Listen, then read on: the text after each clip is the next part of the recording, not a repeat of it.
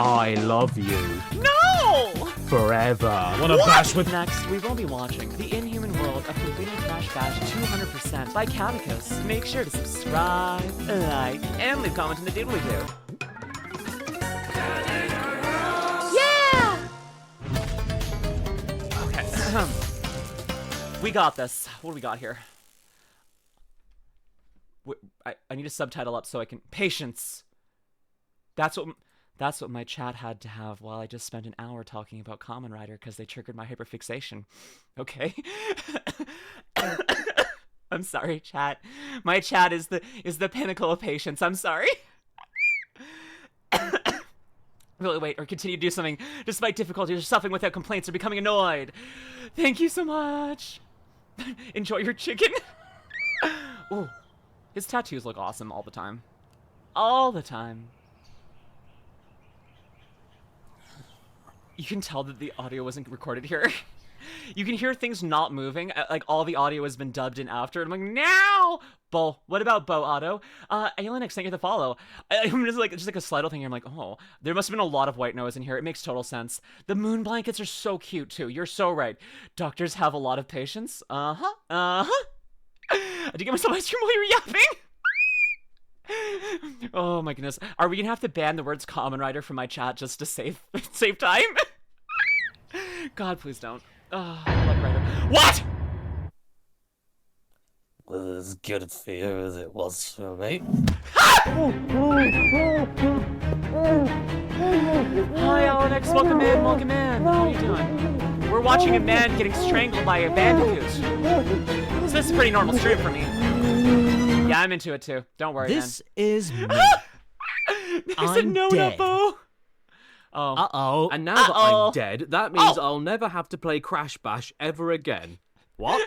That's what this video's about? No! I wrote it. Well, I guess that's what I'm being forced to play then. Do you have anything in your life that was ruined by new information? Your lovely clean Just ban eyelashes? Kamen Rider, don't ban Kamen Rider, I'm sorry! I'll be Oops, turns out good. they're swarming with mites all the time. What? Those tasty chicken nuggets? Yummy. Oops, they're beaks. Your parents? That's fine. Oops, not your... Wait. In what way does the beak make it less flavorful? It tastes good. I don't care if there's beaks in my freaking nuggets.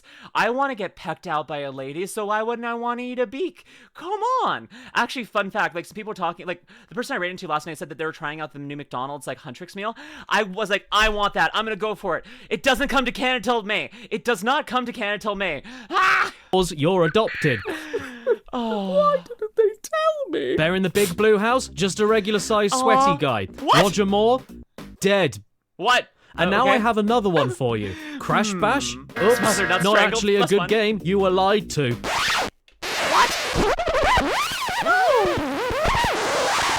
Ow, my ears. Ow, my ears. In fairness, Crash Bash is fine under the correct circumstances.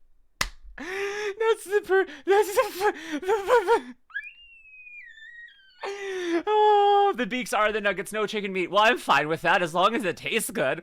I'm sorry, that scared the fuck out of me. It's like it's freaking like it's like a Discord call with sweet frequency. Jeez, I'm sorry. I'm sorry.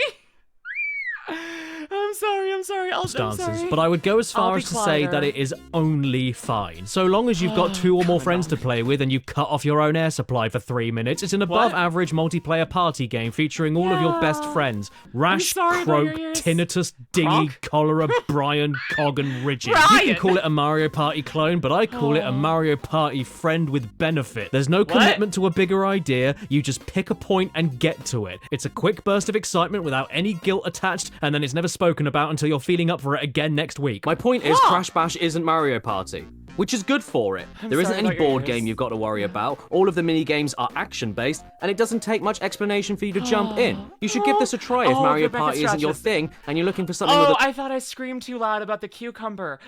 No, that was hurting my ears too. I was trying to fix that too. No, I get it. I have faded memories of this game. I never played it. I never had a PlayStation. I feel like I missed out. little more...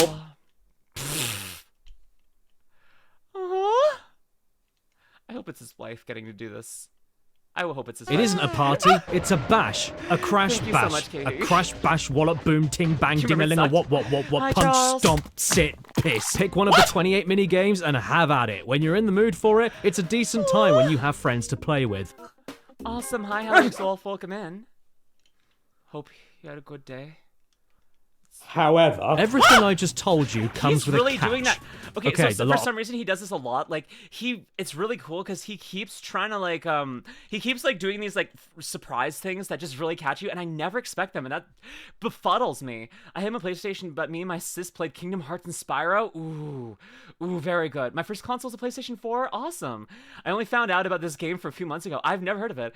I play lots of Crash Bash. I never once thought of the Mario Party either until the joke was being made. Oh, sleight of hand, kind of actually. catches. Yeah, actually sleight of hand. Catch Bandicoot. If you picked this game up back in the year 2000, fresh off of the beige shelf good, that should Zoe. be How are white, you? and expected to stick it in your Sony lid to get right into the action, you'd be quite disappointed to see that out of all 28 minigames, only 16 are available to you, which you'd think at least is a nice majority, but the truth is that it's actually 4. 4 types of minigames with 4 very slight variations on each that have not barely played Sonic constitutes them Shuffle, being Chapo. counted No. as a separate game. Do you not want to throw boxes at other players in the jungle? Then maybe you prefer a sewer but with power-ups, or a slippy ice floor with a penguin that can attack you, or the floor can now be broken in space. These aren't new mini-games, and instead my closer beloved. to level Hi, options Joshua. and variables you should be able to toggle on and off or swap between in the pause menu. So how do you unlock the other Pause 12 menu. games? Well, unlike many other multiplayer party games, Crash Bash features a single-player adventure mode for the lonely disappointments to their parents,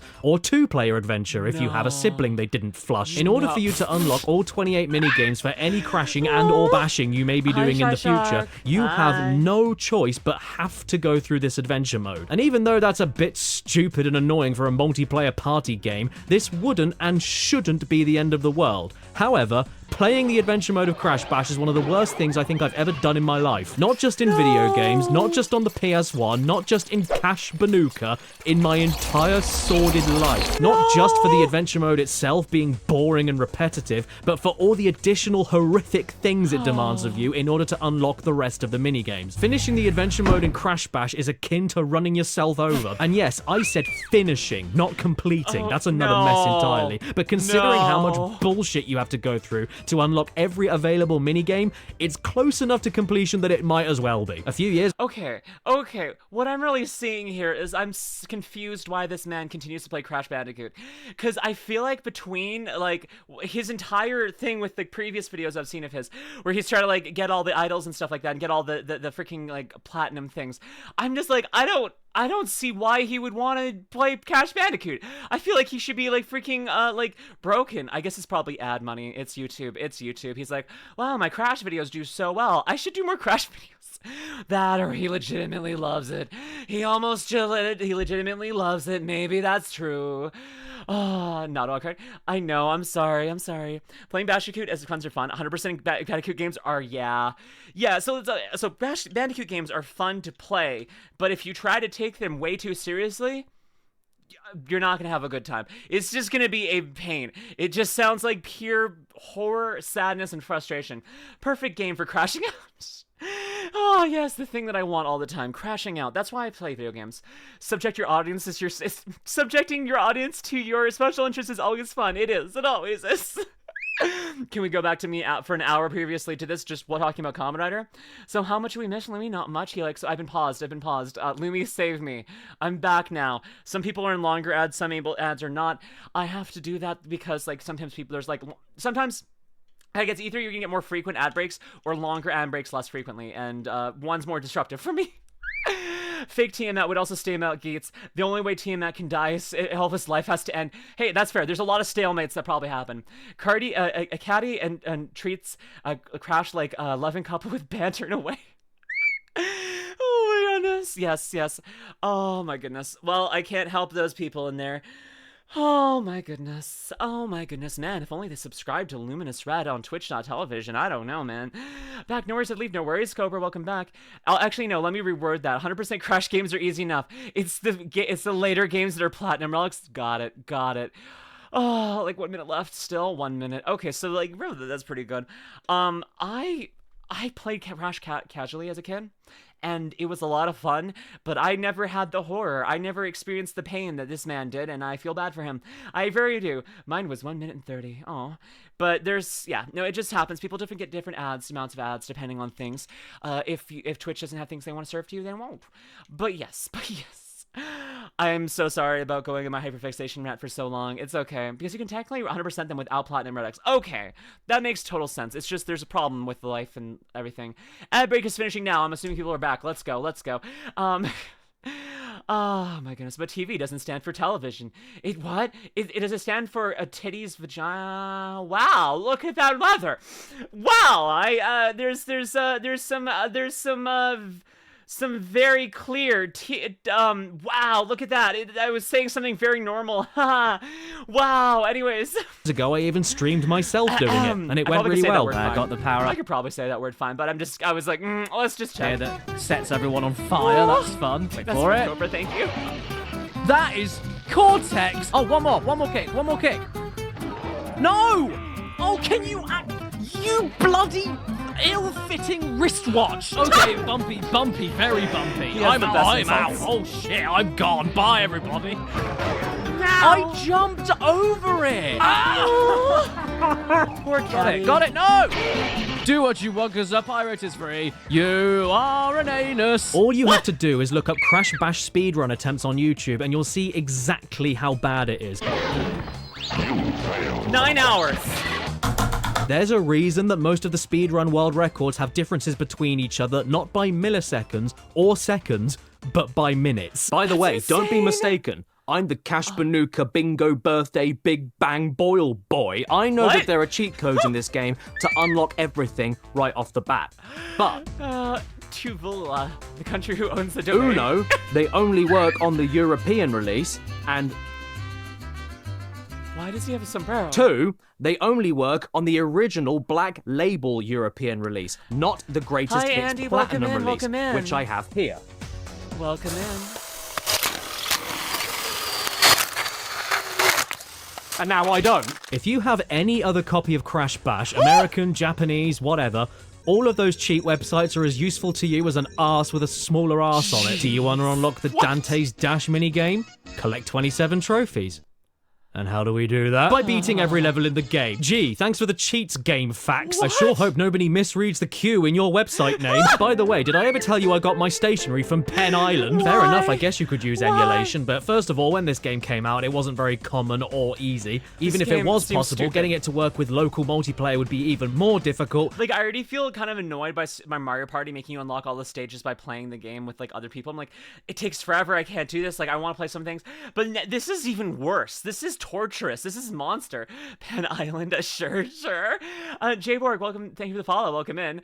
An emulation or not, it's still not an excuse to me because this was how the game was originally made, designed, and sold on the shelves. So in short, the only ways to enjoy this multiplayer party game immediately as a multiplayer party game, you either force yourself to enjoy just playing 4 variations of 4 minigames, get a region-compatible console, and then the original European Black Label release to cheat, or you hate yourself. And I'm privy to a little bit of hating myself, so that's what I'm doing. I'd rather do that than admit I'm a European. All right then, here we go again. Lovely to see you. That was a cue. Basham. You know, it's been so long, I It's an forgot that it FAQ. even warns you on the front about its stress level and how it will affect you. 3+ fingernails that will fall off. Oh, God. What? You've got to love this text here with the quotes as well. Available winter 2001. Uh-huh. Yeah, it's available winter 2001. Oh, Your flight will be leaving at 1:30. no. Dear God. Dear God. I love you No! forever. Wanna bash with Do you want something to rub all over you? Well, look no further, because I have a brand deal with Cheeky Soap, and you can get 10% off by using code STAR at checkout. This soap, it lathers better than any soap I've ever had, and unlike other fancy soaps, this one holds its shape. It doesn't immediately turn to mush as you're using it. This has the same firmness as a cheap bar soap, but has the same quality, delicious scent, and lovely body feel as a highly artisan soap you would get at the farmer's market. Also, if we sell enough soap, then they're gonna get me my own soap, so I can be right next to Giga and Iron Mouse. So please use code STAR at checkout and get 10% off. Crash. Well, I didn't really think about it, but now that you mention it. Part 1. What? The first Zero part. Alex, The game zero opens Alex. up with the sound you hear How when do you it's feel- more than wait, how do you think the gym feels when how do you think the gym feels when he changes into his gym shorts? I don't know what you mean by that. Alex, I don't know what you mean by that.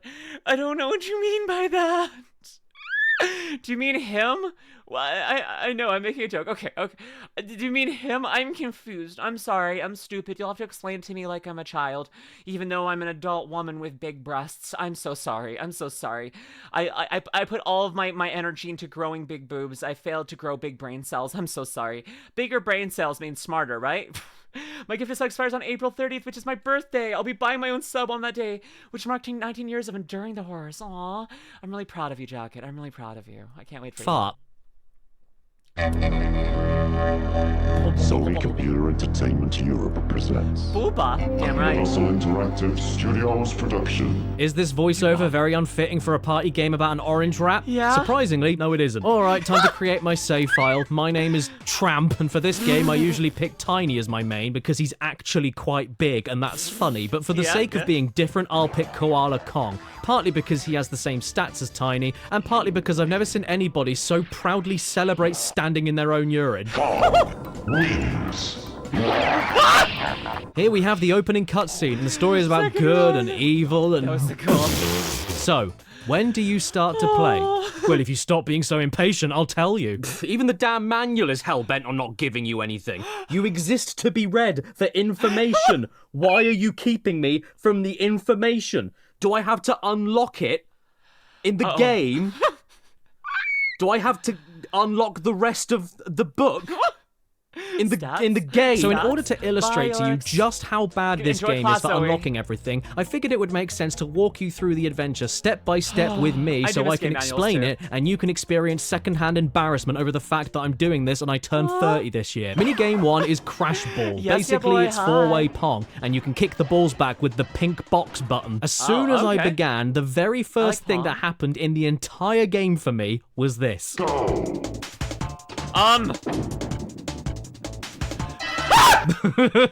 Now, believe it or not, in hindsight, that was the worst part of the game for me, because it was the very first thing I saw, and it lulled me into a false sense of hope that the rest of the game would be like that. The minigame itself is fun enough, and within only a couple of minutes, we've won our first match.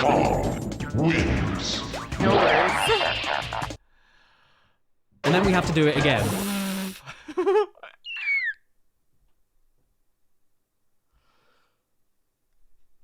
But I won. Okay, right, here's how it goes. For every minigame, all of them that you're about to see, in order to get the basic trophy to beat it, and in the case of the locked minigames, unlock them for multiplayer, you have to win the minigame 3 times in that session. You don't have to do it in a row, but you have to do it 3 times every time. And even though this is just the first minigame, you feel that sting as soon as you win the second round. You're right, if you open up my user manual, it just says provide Yuri and profit. And it's been working me for pretty fine, honestly. I've been doing it myself. So when I was younger, I first saw Cortex, which I thought the N is for mascot because the massive end on his head, I kind of love that. I never thought about that, but that makes total sense. At least 6% stages are just cotton. Excuse me, it's 50% cotton, 50% sweet frequency. And then their author's note just being like, make sure to provide water occasionally. But that's not part of the main page count. It's okay. Oh my god. And realize how much time it actually took you to win both of those rounds and then have to go through it all again for a third. And God forbid you lose an attempt and have to throw another attempt in there to waste more of your time. I've also just noticed, what is that ridiculous dark chocolate shard sticking out of Kong's head? Is that supposed to be hair? Hi. What's that? My pet bear finally came back from Vietnam. What? He was a little late to the fighting. Yep, sounds like him. Classic bear. Oh no, he didn't come back unharmed. What do you mean he's got shrapnel stuck in his head? But I'm looking at him right now. That can't be shrapnel. Shrapnel isn't the same shape as a kite. You should try. I love macadamia nut cookies, Void Red. Hello, I'm Spots! Yes, you are. I don't like, I'm scared. I'm scared. Help. How are you doing? Well, Send I help. don't care. I've hit the big time now. Look, I've landed a sponsor with North Face. Oh, save me. Spons, that's not Help. North Face. Help. But how will I have money? Well, luckily enough, I already had a sponsor lined up for you. And this video has been sponsored by War Thunder. I don't want them. What? I want North Face. You can't have North Face. War Thunder aren't as cool as North Face. I don't care what you think. I had to pull a lot of strings to get this, and you're going to like it. No amount of money could make me do it. Exactly. I love macadamia nut cookies so much, Void Rad. I do. War Thunder is one of the deepest and most immersive Drink some vehicle water, of combat course, games Queen. ever Of made, course, giving Queen. you access to over 2,500 tanks, planes, ships, and helicopters to take control of from 10 major Keyboard nations, developed. ranging from 1920s Oh my armored gosh. cars to stealth fighters of our Oh my modern day. gosh. And with the intense I don't know, combat, Julie. Oh. stunningly detailed Okay, I'm graphics, pausing the ad for a second. We'll watch the ad. But when I was a very small child, I was taken to Hawaii by my grandparents for their wedding anniversary, and there, for the first time, I had white chocolate macadamia nut cookies, and I am addicted. I sometimes keep a tub of pre-made dough in my freezer so I can just make them quickly. I currently am out, and it's a sad thing because if you put white chocolate macadamia nut cookies in front of me, that is going to be a problem for anyone else who wants them because they're just mine. Cotton now just realized that just reacted to Sea-Dog's room review. Caddicarus tweeted it was S tier. Oh my gosh, Cotton was C tier. Cotton was C tier. Wait, Cotton was in. Ace, send me that video link. I'm curious now. What the fuck? I didn't realize that Cotton was in one of freaking the room reviews like that. You're making them. Just eat the dough. I know.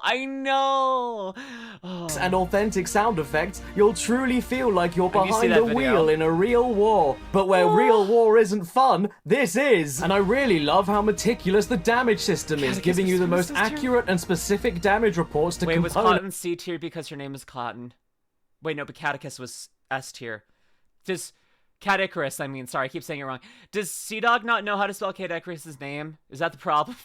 Have you tried spiced no-bakes? I have. Listen, I love cooking. I want to be capable of cooking whatever foods, desserts, delights that my future wife wants. And so I work hard at that. I want to make sure that I'm capable and ready to go so I can be a good wifey to whoever I end up with. Worth under data leaks in late game, I know. And weapons that don't only have a visual effect, but a My gameplay PC effect can handle too. Minecraft, Made even yes. better with the X-ray viewer, letting you get impressively close to the abject horror of what is actually going on. If you love scrupulous attention to detail in interactive electronic joke? military history, then War Thunder is the game for you. And you can join the worldwide all PvP pages community have of over 70 million other players right now with the link below this video in the description and Ironworks, the that's pinned awesome. comment. For a limited time, everyone that uses my link will also get access to a massive bonus pack that is God. so big it's the size of a tank. If you're a new player love or haven't Caddy's played the so game good, for at Ace. least 6 months, all of this could be yours. Multiple premium vehicles, an exclusive vehicle decorator, 7 days of premium account access, and 100,000 silver lions. Which I am very happy about because whenever I go to the zoo just to see one lion, it runs away. If all of What? this wasn't enough, hang on, wait, there's more.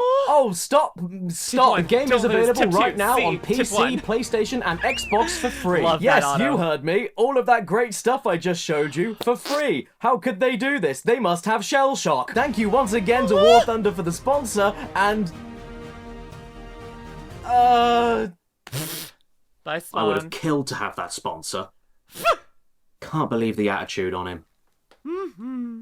Bloody millennials. The minigame after How this you is doing? Polar Panic, another decent minigame where you each have to waddle around on the backs of polar bears while you press square to give everybody directions to the tour of the Ocean Gate submarine. It's very simple shit, but at least there's a drone in there spitting power-ups at you to keep things interesting. You can be big, you can be small, you can be electrocuted on the ice! Or my favourite one, you can be flattened by a collection of 500 irritable bowel syndromes. Win 3 times and on to the next level. Good, I'm glad. At this point, I was having a decent enough time.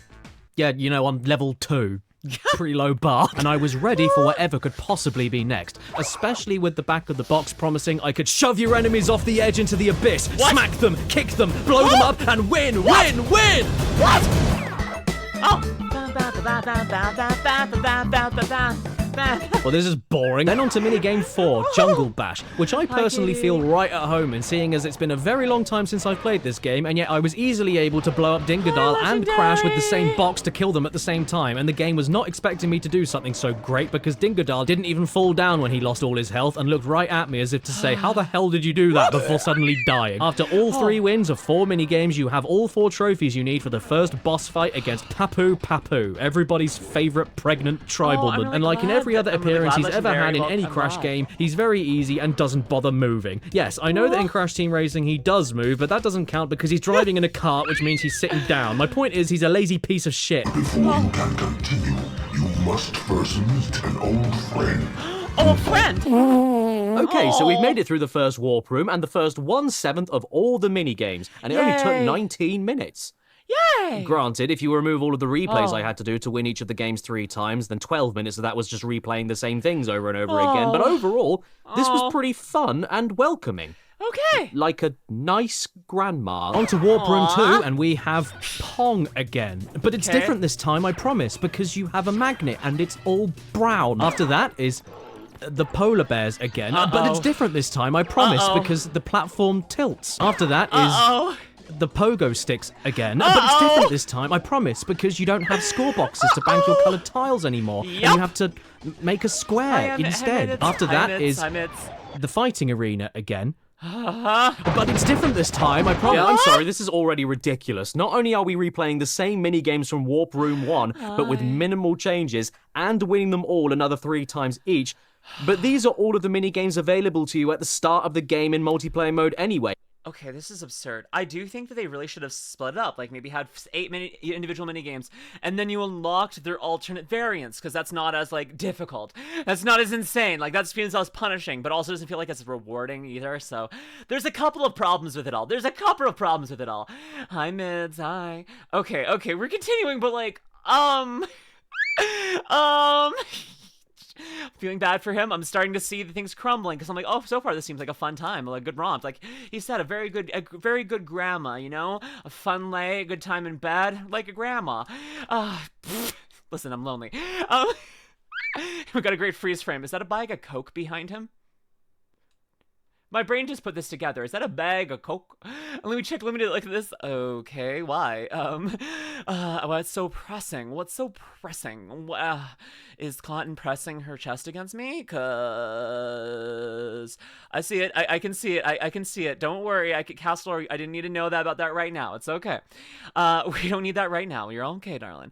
Let's get back into it. Milk, I think. So if you and your friends played that mode first, got sick of all of these mini games, and then thought, hey, I'm going to do adventure mode to try unlocking the rest, and then got to this point of the adventure mode, this is where your fight or flight would kick in. And I know what mine is doing.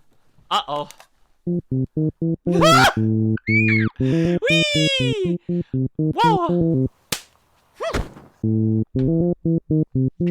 I mean, just look at this for the battle technique section of the manual. To get you on your way, here are the basic objectives and controls for the first few arenas. Yeah, I know what you're doing. God. How about we reword that? I love his To editing. get you on your way, here are the controls for... I do love, like, his editing, like, the way that he mixes in those, like, highly edited moments, or, like, things that, like, he does, like, just out of nowhere to catch you off guard. It's so good. He's technically not finished. 100% Crash Bandicoot requires 2-player adventure mode. No! No! God, this seems like hell. This feels like a Sisyphean task, honestly.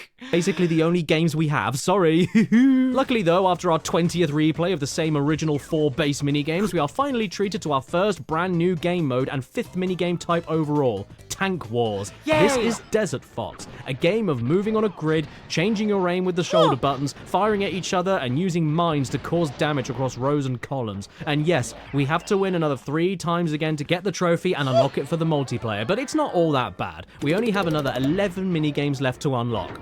Sure, it took us just under 44 minutes and 15 seconds to reach this minigame and beat it to unlock it, but we are well on our way, I'm sure. On to the second warp room boss we go, and... I keep just more and more just being like, please, some deity, some higher power, save this man. Give him some respite, some port in the storm. Make this 1% easier. And then it seems like the universe cracks its knuckles and goes like, no, make it worse.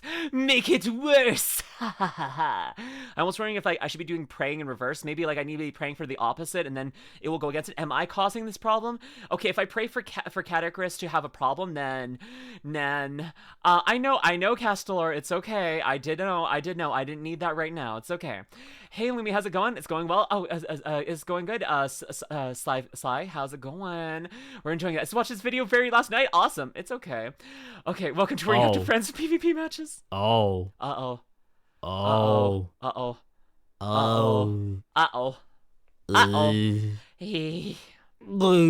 Uh-oh.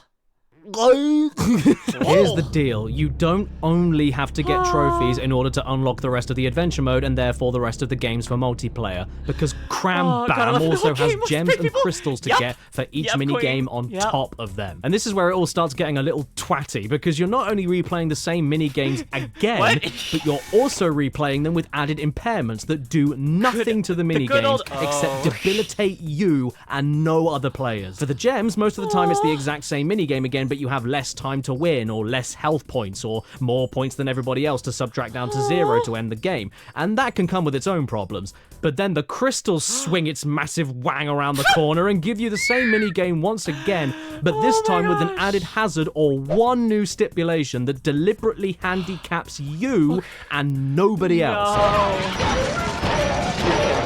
You're kidding me. In fairness, these challenges only require you to finish them one time and then it's over. But either way, it's still asking you to replay the same minigame again, which is likely already a variation of the same game from earlier that you already beat 3 times to get the trophy in the first place, and it's 10 times harder. But just humor me for a second and put all of that to one side. Okay, I'll go into more depth later so you can truly understand how much of a baffling problem this all is. But for now, let's just keep looking at all of the base minigames up until the final boss, ignoring all of the unlock requirements. Boss 2 is the Bearminator, a name in reference to the 1984 film The Terminator, which is named as such for it is about a villain that can terminate. So therefore the reference doesn't work, since bearminating isn't a thing. The next minigame is more Pong, except this time you find force fields that push the balls away for a bit, and every so often Engine appears after drinking too much engine and starts spitting everywhere randomly in order to be more relatable to the... Hello, Knife, welcome in. Also, Brado, thank you for welcome in for the first time. Caddicarus, love this guy, it's so good. First time ever watching a stream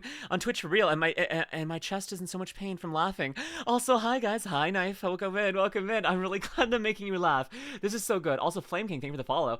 This, I love this so much.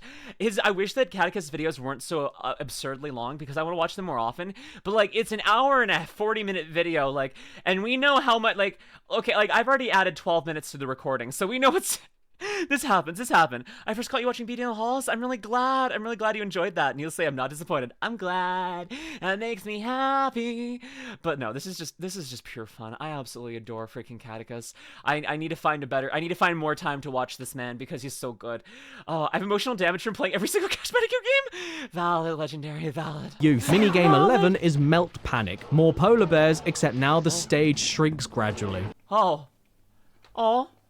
Bagel sandwich. I like bagel sandwiches. Bagel sandwiches are peak. Their taste. No! It's new. After this is even more pogo sticks, with the only difference being Ripperoo leaving TNT boxes all over the place to stun you if you're anywhere near them. And after this is Snow Bash, which is even more box throwing fighting, but now on slippery ice and with a penguin that does a really good impression of Hurricane Katrina, except nobody died. What's that? Avoid waking. Okay, I need to commiserate. Whenever you see something spinning on your screen, does your brain start playing like the opening to the Beyblade Metal Fury or Meta Fusion theme song, like Beyblade, let it rip, let's fight an epic battle, face off and spin the metal, no time for downtime, no place for backing down, or space, I can't remember. Every time I see something spinning, that just starts playing in my brain, and I don't know what it is. I think of the it's like, oh my gosh, the original Beyblade. Oh, fuck yeah, that was good. I listen to that all the time. Beybladers. Let's go Beybladers. us, we'll rip it in the sky. Let's go, Beyblade us. Let's rip, let's fly. Ba, ba. I can't remember the rest of the lyrics. I actually listened to the original Beyblade soundtrack on loop. That was my childhood. Let's go, Beyblade us. Freaking the original Beyblade movie. Oh my gosh, the Beyblade movie where they fight the evil versions of all the Bit Beasts, and freaking like Tyson gets trapped in a cave and Dragoon gets trapped in a wall, and then he has to punch the wall till Dragoon gets out, and then he goes and fights fights the Dark Bit Beasts, who are literally destroying an entire town as they get there, and Dark Dronzer is literally just swimming through the land, killing people on its way. God, I love that movie. I love every single version of Beyblade. Same. Oh my gosh, X is so good. Sorry, we're hitting my I just saw a spinning thing and my brain's like whoa. I think the Vsauce sound spin. I love that. Beyblade is lore, man. Oh, don't you know that Moses is canon to Beyblade? Moses is canon to Beyblade, and in the Beyblade universe, he used a Beyblade to part the Red Sea. That is literal canon. Moses parted the Red Sea with a Beyblade. Yep, yeah, no, but no, so, I mean, in the original Beyblade, there, Bit Beasts were actual monsters and magical beasts living inside Beyblades, and the 4 legendary spirits, Dragoon, Dronzer, and Drasil, were, were basically protectors of Earth, and they split apart their evil halves and sealed them in a cave so that they could be a pure force of good for the rest of the world. However, in the movie they break free. But yeah, so the legendary Bit Beast, Dragoon, Drasil, and Dronzer. I miss those. I need to rewatch that. I need to watch it. Does it mean that Jesus and the JoJo could have the Beyblade addition to Shan? Yes. Never seen Beyblade. I'm so lost. Beyblade's so good. Beyblade's so good. Beyblade's so good. Spinning Penguin to going Beyblade? Listen, this is what my brain does. And now I'm just thinking about Dragoon. I love Dragoon. Okay, 100% of the 4 original Bit Beast, Dragoon's my favorite. And then, okay, everyone likes Dronzer. Everyone likes Dronzer. I think it's the least. I like it the least. I like Drigger and Drasil in 2nd place. And then in 4th place is Dronzer. Dronzer's great. Don't mind me. Dronzer's cool. But it's not as good as Dronzer, Drigger, or Drasil. I'm sorry. Dragoon, I must see. I love Max Beast. Yes, the big turtle. That's Drasil. Yes. For some reason, he's called Drasil, which is weird. We triggered another hyperfixation. I'm sorry. I'm nothing but those. Listen, normally you get my lesbian gay brain hyperfixation and that just moves smoothly. But then you hit me with Kamen Rider or Beyblade. I don't know. Hi, Saint, and welcome in. Long time no see. Yeah, no worries, no worries. Room review with Mirror's going, I'll go back to it. I'll stop thinking about Beyblade. Let's go, Beyblade us. Let's rip it to the sky. The penguin? That's really good advice. It'll just make the match harder for everyone if we do that, so I'll make sure to... Oh, of course you're gonna do it on purpose, because you're a bloody virgin! Next minigame is another tank game, but this time the stage changes layout. Yes, I'm a virgin. What does that have to do with anything? I'm trying my best. I'm trying my best to get laid. What, you just need to fight me about this? You gonna fight me about this? I'm trying my best, okay?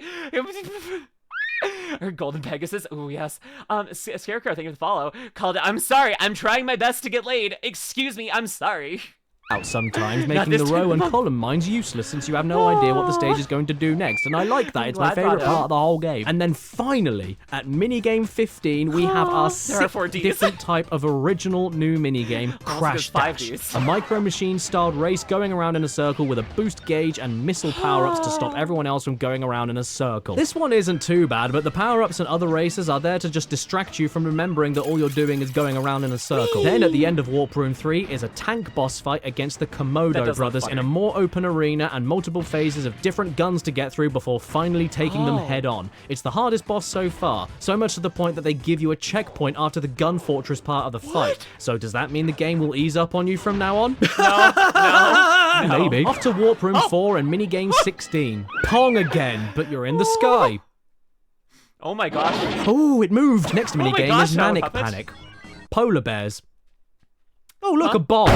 The next minigame is Something Padlock. It scares the fuck out of me. Can you guess what kind of padlock it is? No. Yes, that's right. A shed. Minigame 19 is then another box fighting one with Drain Bash so that you can bash Crash in Crash Bash for the PlayStation 1. After that is even more tank battles, but now with free moving analog controls in an open arena with a podium in the center. It's all the same shit, honestly, but now you have to be extra careful to watch out for the only known weakness of tanks. A bomb. A wooden face. And after this, we have Toxic Dash, the exact same circle race as Dot Dash, but now with explosive barrels and a gooey man that gets in the way and then throws his kids at you. Oh my crump, it's minigame 22. I have to say it, I don't want gooey men throwing their kids at me. Listen, I feel like that's a lot of people's fantasies, but I don't want gooey men throwing their kids at me. This might be a strange line. I'm so sorry. Like, I know most VTubers are out there wishing that gooey men were throwing their children at them, like, over and over and over. Like, freaking Bao, have you seen it? Oh, God. But I just don't think that I want, personally, gooey men throwing their children at me. It's my political stance. This is my campaign. I am running for president of Earth. I'm going to be banning gooey men throwing their children at women. This is what's happening. To each their own. Fine, yes. Okay, fine. I'll let gooey men throw their children at you, Thea, okay? Okay, Rhea. What about gooey women now? Now that's a fun one. I'm not sure if I feel about the children part of it, but if gooey women wanted to throw various precursor things to women. If how do I say this? I want gooey women to do many things to me, and I'm not picky. Does that make sense? Yeah, it makes sense. LuminusRed quote from Stream Elements: "You can't say no." Hey, consent is key. I gotta say that. And finally, another new original minigame type. Ring, ding, ding, ring, rang, dug, dong. A game where you have to run around in a clock tower, popping balloons of your own color while hitting black balloons and crates for different power-ups to help you further pop your own balloons. And then to cap the whole adventure off is the final boss fight against Nitrous Oxide, a two-phase fight where you start by following him awkwardly silently through space.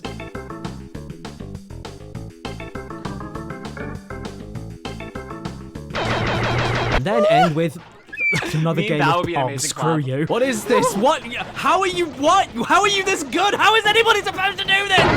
It's amazing. Okay, great. We rolled the credits. We finished the adventure mode. And after you beat the final boss, the rest of the multiplayer games all unlock for you on the main menu. Which makes sense when I say that, doesn't it? Yeah, it does. Very much so. What?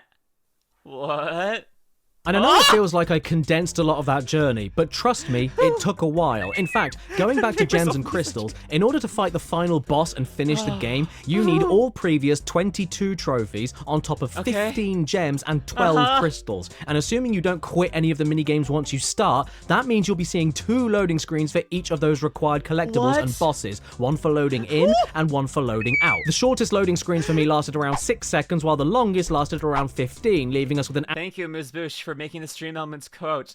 I don't want gooey men throwing their kids at me. LuminusRed 2026. Something tells me he's gonna be, but wait, there's more. But wait, there's more. Average of 10.5 seconds per loading screen. 22 trophies, 15 gems, 12 crystals, and 4 bosses is 53 total level entries. Times that by 2 for each loading screen you'll see per level leaves us with 106 loading screens. And timing that by 10.5 seconds leaves us with 18 minutes and 33 seconds total of you just listening to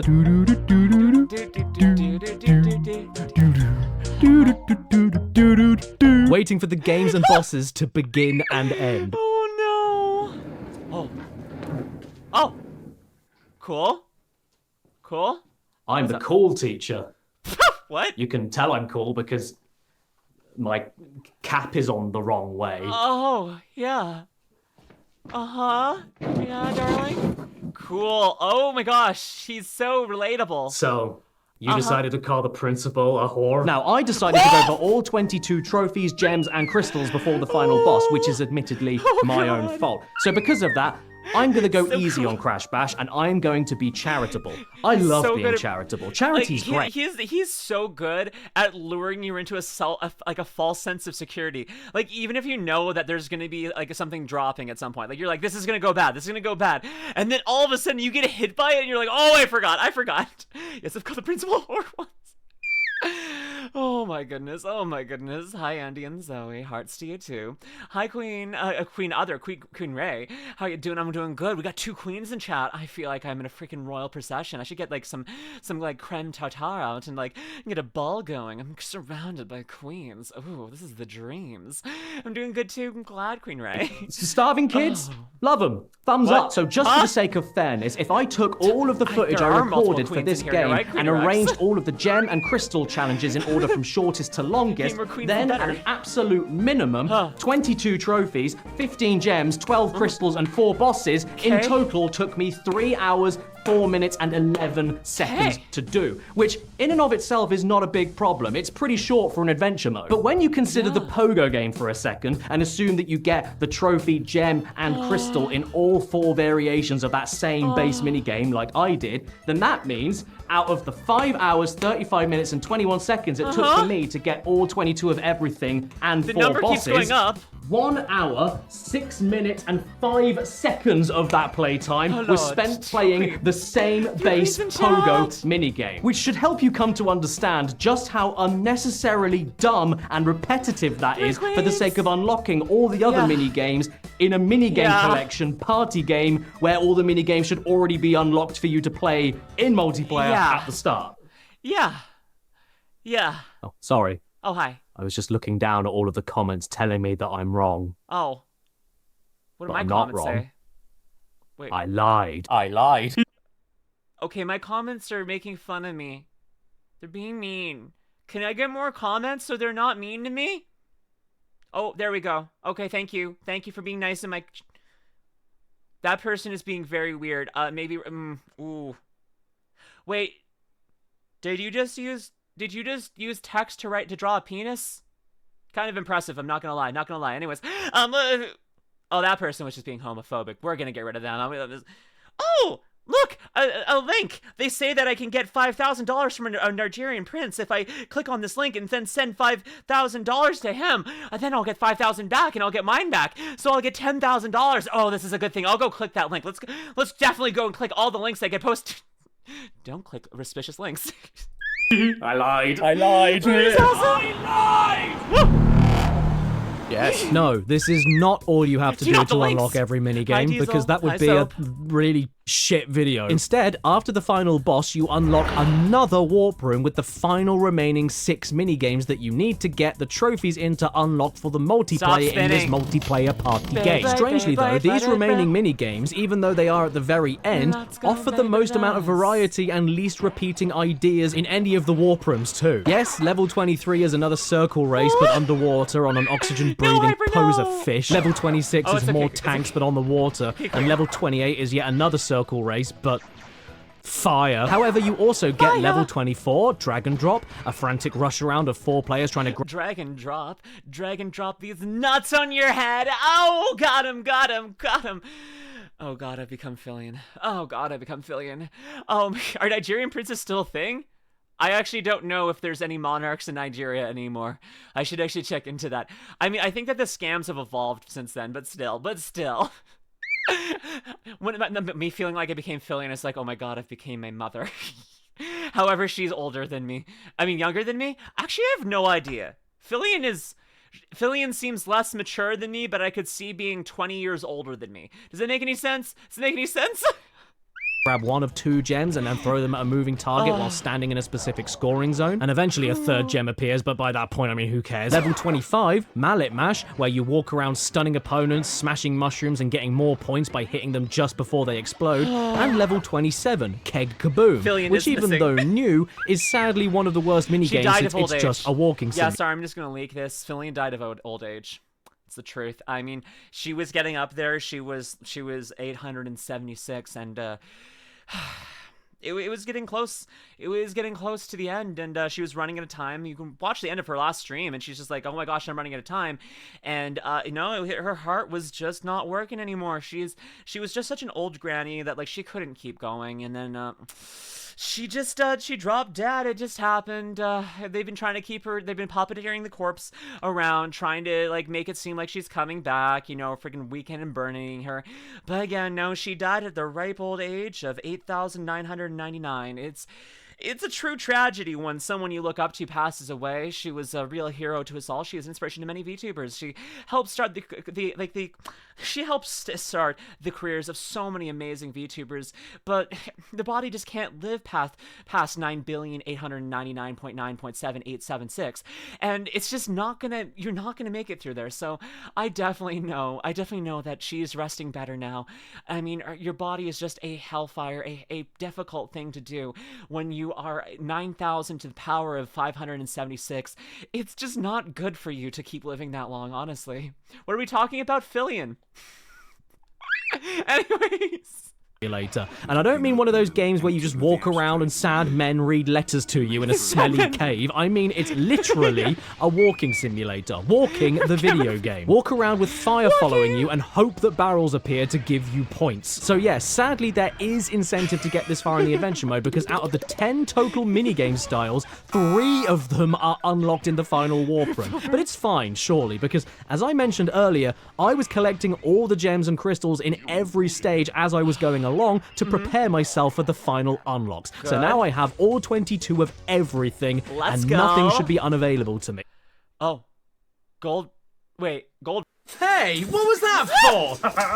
This is where I look at your broken leg, rip the cast off, and step on it. Yes, trophies, gems, and crystals are not the only things you need to get to unlock all of the levels for multiplayer. You also need to get gold relics. I'm doing good, and how do you get them? How? Oh, you know, by playing the same games you just played all over again. Yeah. But winning them another 2 times. What? And not only that, but you have to win them against the hardest AI opponents in the whole game. The ones they call the arena champions, who are tuned to a nanoseconds worth of coded perfection, with their main and only objective being to maim you, desecrate your pulp of a corpse, and then exorcise your ghost from even having a fraction of a chance to come back and ask them why. This isn't an exaggeration either. The gem and crystal handicaps are one thing. Aw, look at you having a nice time on that swing. You're really good at it. Ha! Now you've got no arms. Try doing it now, idiot. But the relic challenges are probably the closest evidence we have to there being a higher power that doesn't love you. In every single minigame, they are not only close to unbeatable and know exactly what directions you're going to move, what action you'll perform, how to drive perfectly, and how to aim perfectly,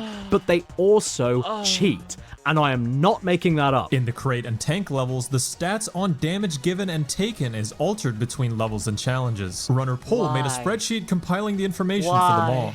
After a quick glance, it's clear to see the devs were feeling particularly cruel on some of these changes. In the Polar Bear stages, they get a power boost to their charges against you, including the weakest charging characters like Dingodile. In the Swamp Tank game, they can activate their shields more often than you. In the regular tank game, they can twist their gun turret 180 degrees in the blink of an eye, while you're stuck with...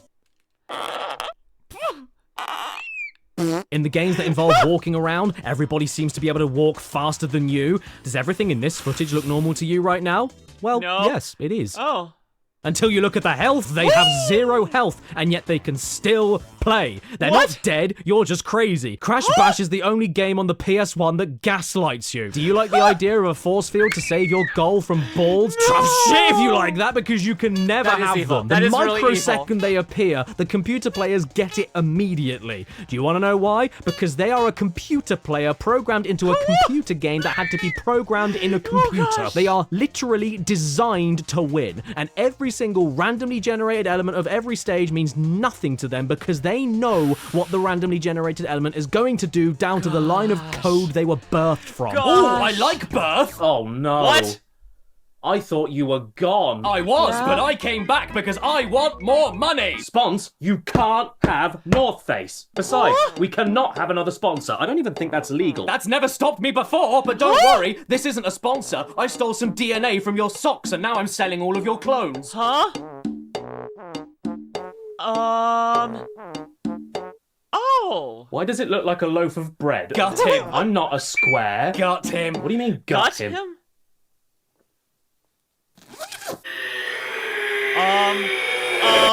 It's a blanket? Bye, Doc! The last time I turned myself inside out, I was not this woolly. Okay, everybody, I'm sorry to...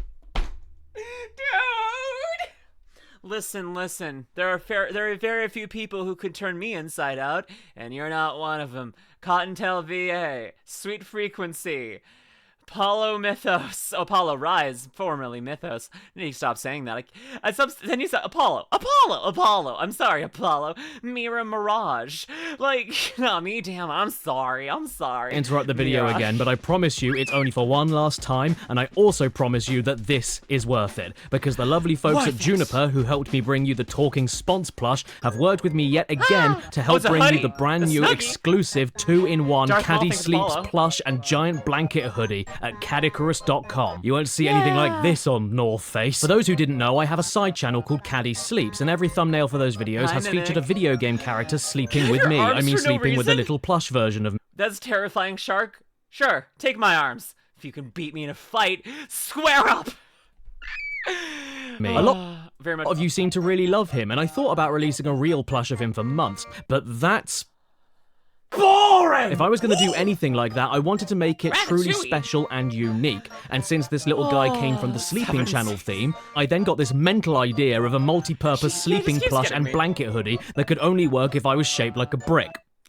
I made the right call. The hoodie itself is one size fits all, it's super soft, it has an embroidered logo, it's got feet flaps, and it costs $79.99 or £62.46 as of August 3rd, 2024. with free shipping worldwide. Yep, free shipping worldwide. And even better, when you're wearing the hoodie, the inside out little me is sitting right on your groin. Sadly, this is only available for an extremely limited time, so if you're interested... There are very few people that I would let sit on my groin, and you are not one of them, Caddicarus. Well, let me see the list. Cottontail VA, Sweet Frequency, Apollo Rise, Mirror Mirage. Head to the merch shelf on this video, or by going to Caddicarus.com right now and grab yourself one before it's gone forever. You can listen to me as you sleep, while hugging me as you sleep, while wearing me as you sleep. Once again, these are available to buy right now at Caddicarus.com for a very limited time only, and then they'll be gone forever. So if you do decide to pick one up, thank you sincerely. You won't regret it, I promise. I mean, look at these things. You just can't regret it. They're amazing. It even impressed me, and I hate myself. Crazy style. Oh. They're all made from my skin. What? And very warm. Oh. What was I saying about Crash Bash? And by the way, you know how I said you have to win these twice to get the relic? And in the trophy stages, you can lose as many times as you like, so long as you end up winning 3 times before anybody else does? Yeah. Well, on the relic challenges, you have to win twice in a row. No. If you win once and then lose, you have to start your winning streak all over again and win twice in a row all over again. Excuse me. By the way, if you want to get all 28 trophies to unlock every minigame for multiplayer in this multiplayer party game, you need to beat all 4 bosses and grab a total of 25 gems, 23 crystals, and 21 gold relics on top of the 28 trophies. 21 out of 28 total minigames need to be won twice in a row against the super-powered godlike reflex cheating AI to unlock every game for multiplayer, which is the only reason you'd ever pick this game up to begin with. Considering 16 of the total 28 games are basically the same thing as well, how many times do you think you'll be playing Pong? And also, tying counts as a failure, so if you tie on your second attempt after winning the first one, you don't get a chance to go for the second attempt again. You just start all over to try and win twice in a row all over again. Why is there even a 5th warp room after the credits roll when there isn't a 5th boss at the end of it, and yet all of the levels in that warp room feature the most variety of brand new original games for multiplayer that need the most amount of grinding to unlock for no reason? I don't know. This is the same game that prints the front cover of itself next to precautions and a health warning. This isn't even including the loading screens either. In order for you to unlock every available multiplayer party game, in this multiplayer party game, you need 28 trophies, 25 gems, 23 crystals, 21 gold relics, and 4 bosses. Which means, assuming that you go in and come out of each level only one time, that's 101 level entrances and exits, totaling to 202 load screens. Times that 202 load screens by the 10.5 second average time that they last, and that means that you'll be spending that much time of loading. How much is that? 35 minutes and 21 seconds. What? 35 minutes and 21 seconds of watching and listening to just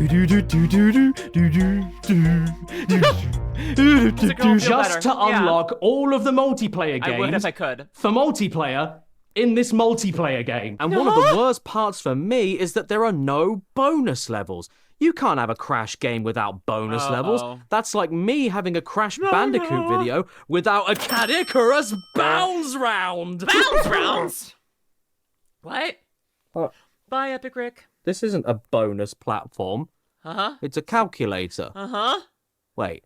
Yes, Does that mean... I knew it! It's my arch nemesis, calculator face. What are you doing here? Why did you give me life, Jim? I know only pain. What? You broke into my house to kidnap my children? Why can't I die? I should have known better than to trust a calculator. I'll get you for this, calculator face. Please kill me. Also, 2 times 3. Wait. Can't I die? Boobs. It did say boobs. It did say boobs. It did say boobs. I should have known better than to trust a calculator. So I'll true. get you for this, calculator face. Please kill me. Also, 2 times 3 is 6. I do have to address the fact that, yes, I am talking about all of this assuming you're getting all 28 trophies, gems, crystals, and gold relics, even though technically you don't need all of them. But let's be realistic. If you've never played this game before and get to a new warp room and then see you haven't got enough of the things that you need, how are you supposed to know which gems, crystals, and gold relics are the easiest to get so you don't waste your time? How do you know how many you'll possibly need for the future warp rooms? Whatever the case, you'll never know unless you either get all of them just to be safe or waste a lot of time and potentially even more replays and loading screens trying to figure out which ones are even worth bothering to fight for. It's not good no matter what way you look at it, like an ugly baby. And going back to the crystals for a second, some of these are the absolute armpits, unshaved and unwashed. Not all of them are completely... Hey, I shave my armpits, but I would never harm... It would never be a problem for me if a girl didn't shave hers. Honestly, like 100%. Listen, like body hair on women, great. Not having it, great. Women, okay? Like, why do we need it? The unwashed part is a problem. Okay, yeah, but that can be resolved pretty easily. You can fix that. You can be like, you're going to have a shower before you touch me. But you know, imagine you try to do this as a joke, all innocent, end up in a Listen. Women should be not as like ostracized or like degraded for having body hair. It's all I'm saying. I've got mine lasered off because I don't like the feel of it on my own body, but that doesn't mean that another girl can't have it and shouldn't be allowed to. Okay?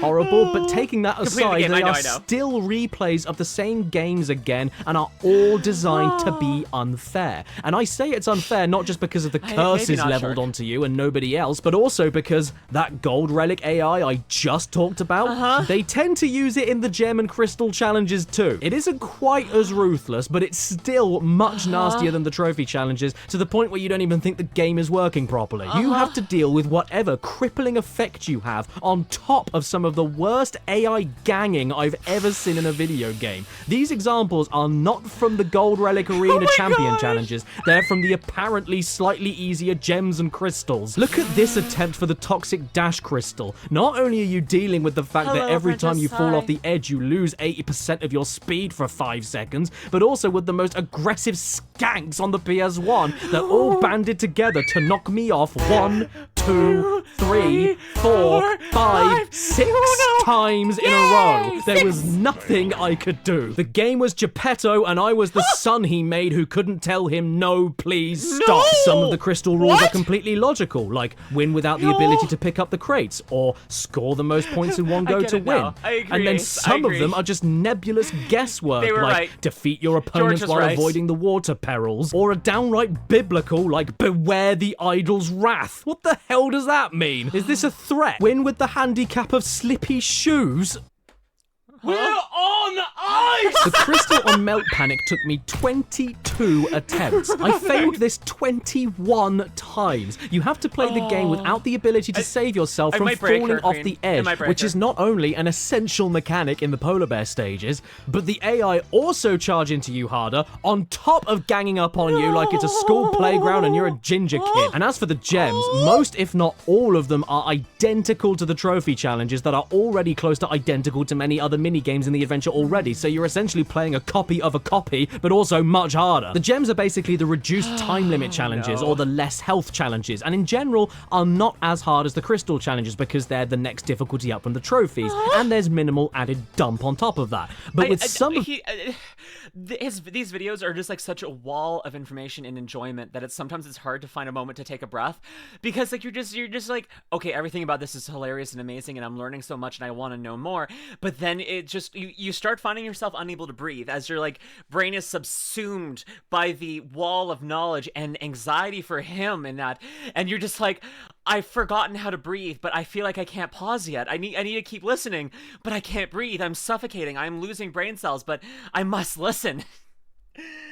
That's all to say. I needed to breathe. And he's very talented at this, at what he does. Hydrate, I will, Ace.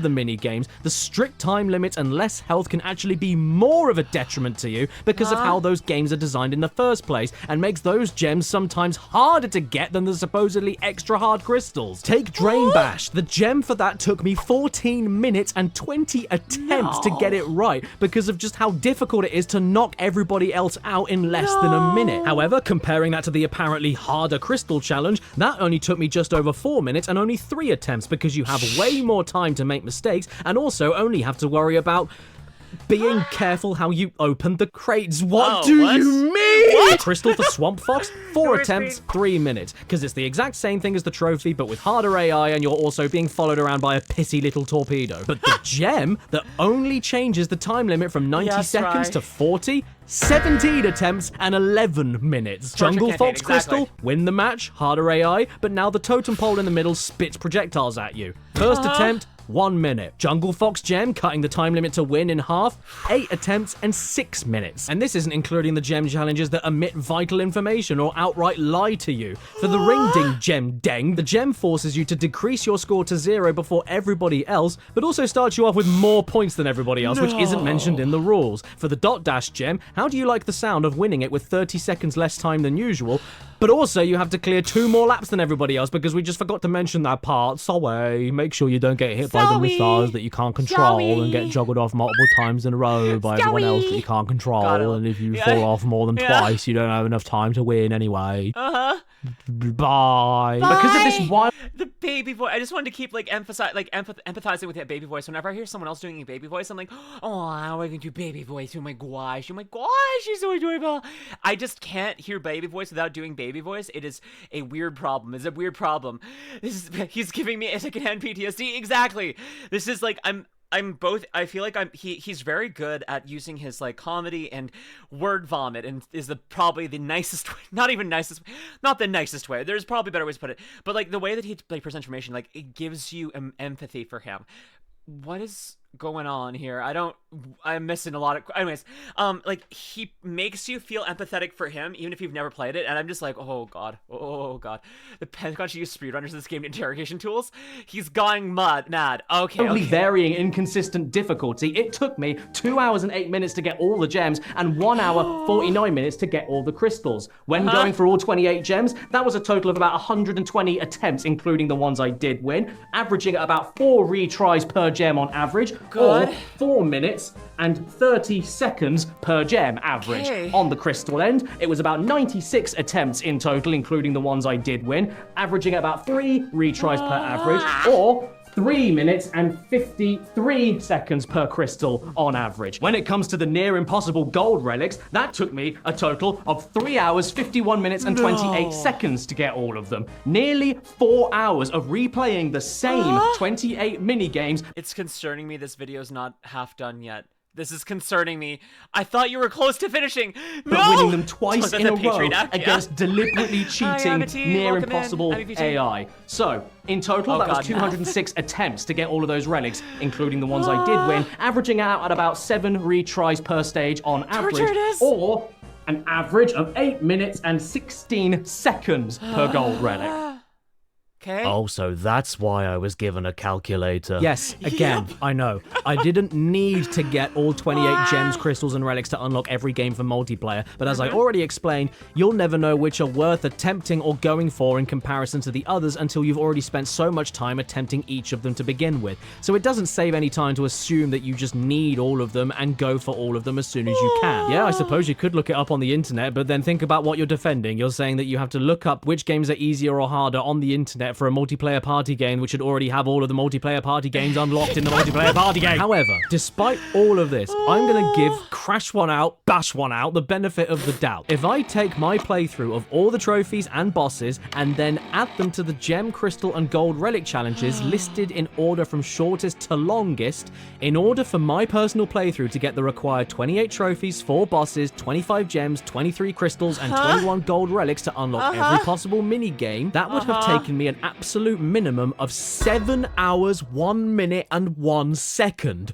Not to even complete the game, but to unlock all available mini-games to play with your friends who likely hate you now since you spent 7 hours indoors playing Crash Bash in order to unlock everything, therefore you never want to play the game again, and the sight of another pogo stick triggers you to grab a trench coat and a shotgun. And I'm not complaining about a 7-hour adventure mode to unlock everything in a game. I'm complaining about a 7-hour adventure mode to unlock everything in a multiplayer party that is also 7 hours of replaying slight variations of the same 10 base mini-game types, which ultimately are all mediocre at best. 7 hours of mid-tier Mario Party on your own, or 7 hours of Sonic... I'm enjoying this, but I also feel overwhelmed. I feel like on the verge of a panic attack from this. How are you doing, Codex? I'm doing Shuffle.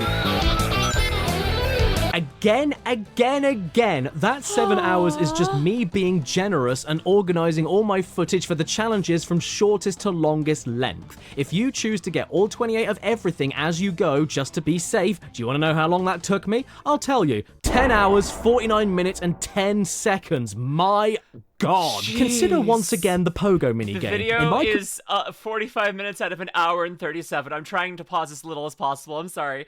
My brain is frying. I'm trying to make sure I'm trying to let the video play as much as I can. I'm realizing, complete 10 hours, 49 minutes, and 10 seconds save another file. long video 1 hour, next. 24 minutes, and 37 seconds of that was just replaying slight variations and challenges of the exact same Pogo game. God. Including victories, I attempted this basic idea 38 times. 38 matches of this knobbing Pogo stick. No. Don't forget either, the boss fights, they're just variations of the same mini games as well. Tanks, fighting, Polar Bear, Pong. Even they're not original. With all of the inane repetition you have to go through, you'd think that the simplest thing the game could do is repeat its own introductory cutscene into a paragraph of the manual that comes with it. But even then, I guess the writer of the book couldn't even bear to boot up the game and watch the first thing that you see, because they wrote that Aku Aku summons Tiny Tiger and Dingodile immediately because he persuaded them to fight for the good guys, but that's not what happened, because what actually happens is that Aku Aku is a basement-dwelling neckbeard who doesn't have any friends other than a brother and sister he lives with, and so begged Uka Uka to give him Tiny and Dingodile, because otherwise, wah, this isn't fair, I want a lollipop and Daddy took my Xbox away. There are a few things in life worth getting angry about. Ailu! Inequality. I can get a shout out for Ailu Cat. Hi, cutie. Hi, cutie. Hi, Ailu. If you don't know Ailu, she is an unhinged cat girl who is very cute and pretty, and I look at her pictures of her in a cat suit, in a cat outfit, in a cat girl outfit. I look at her ass a lot. Anyways, how you doing? How you doing? Oh my god. You're gonna love hanging out with her if you don't already watch Ailu Cat. She is a cute lady, a very funny person. And she's adorable and funny and great and unhinged and terrifies me sometimes, honestly, honestly, some of her that statement's pretty normal for a Lumi stream. Ailu, I still think about the day that you posted a picture of your own ass censored with my face. I never forget that. That is probably the peak of my life. I'm gonna peak beyond that. I think that might be the highest that I will ever go, and I'm proud of it. I'm proud of it. Discrimination, political corruption, and the fact that the opening cutscene of Crash Bash for the PS1 is written down wrong in its own manual. Gay. Oh hi, yeah. What's up? Yeah. I am going to do a big shit on you. What? Yay, goody. What? Oh. No. My magnum opus. Uh-huh. See, everyone? Yeah? Just remember that whenever you say Crash Bash is good, you are defending a scat fetishist. Stop supporting degeneracy now and donate your whole bank to www.don'tshowmeyourbrown.com. Donate to... Listen, I'm gonna have to come out a hard statement against Caddicarus here. He is a prude and a monster. I am not into scat fetish, but I will defend anyone's right to enjoy it. I will make sure that they... What the fuck happened? Wait, what the fuck? Wait, is that just what... This version of my browser says I now have 0 followers. What happened here? How did I go from 10,886 to 0? What? What? Oh! It's back! Now it's back! What happened? What happened? What happened? I just looked over because I've got this chat open on the other side because my OBS chat's broken, and then I was just like, wait a second, this is 0 followers? What the fuck? Oh my gosh. Anyways, scat fans rise up. Day and receive our New York Times bestseller, Everybody Poops, but Not Like That. And a free plug. By the way, it's not just the 7 to 10 hours of repeating sold. the same 10 base minigames at gradually harder difficulties that's a problem on its own. It's because the minigame challenges themselves are mostly completely up to chance. Wanna know why?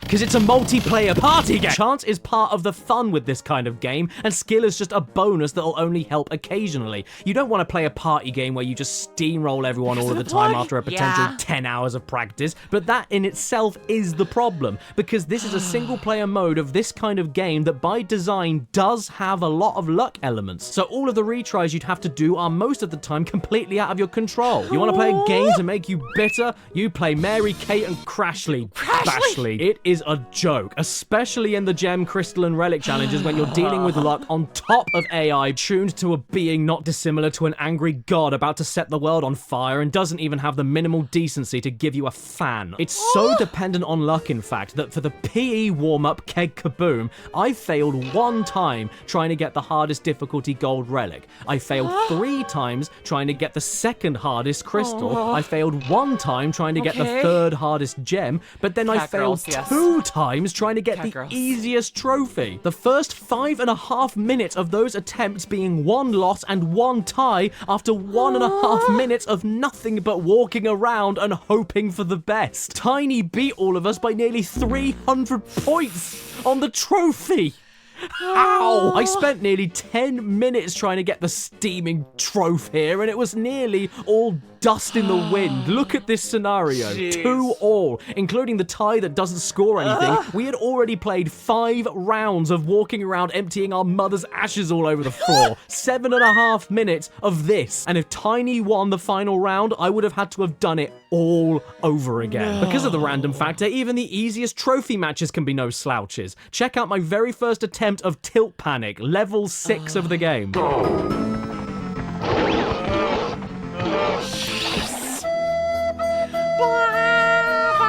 Then on level 11, the 3rd polar bear stage, on my first attempt, I spent just under 2 minutes losing to Tiny 3 times in a row, meaning I had to start the minigame over again. But then as soon as I restarted, I didn't only then win 3 times in a row, but each of those rounds took me 13 seconds, 7 seconds, and... This does seem like you...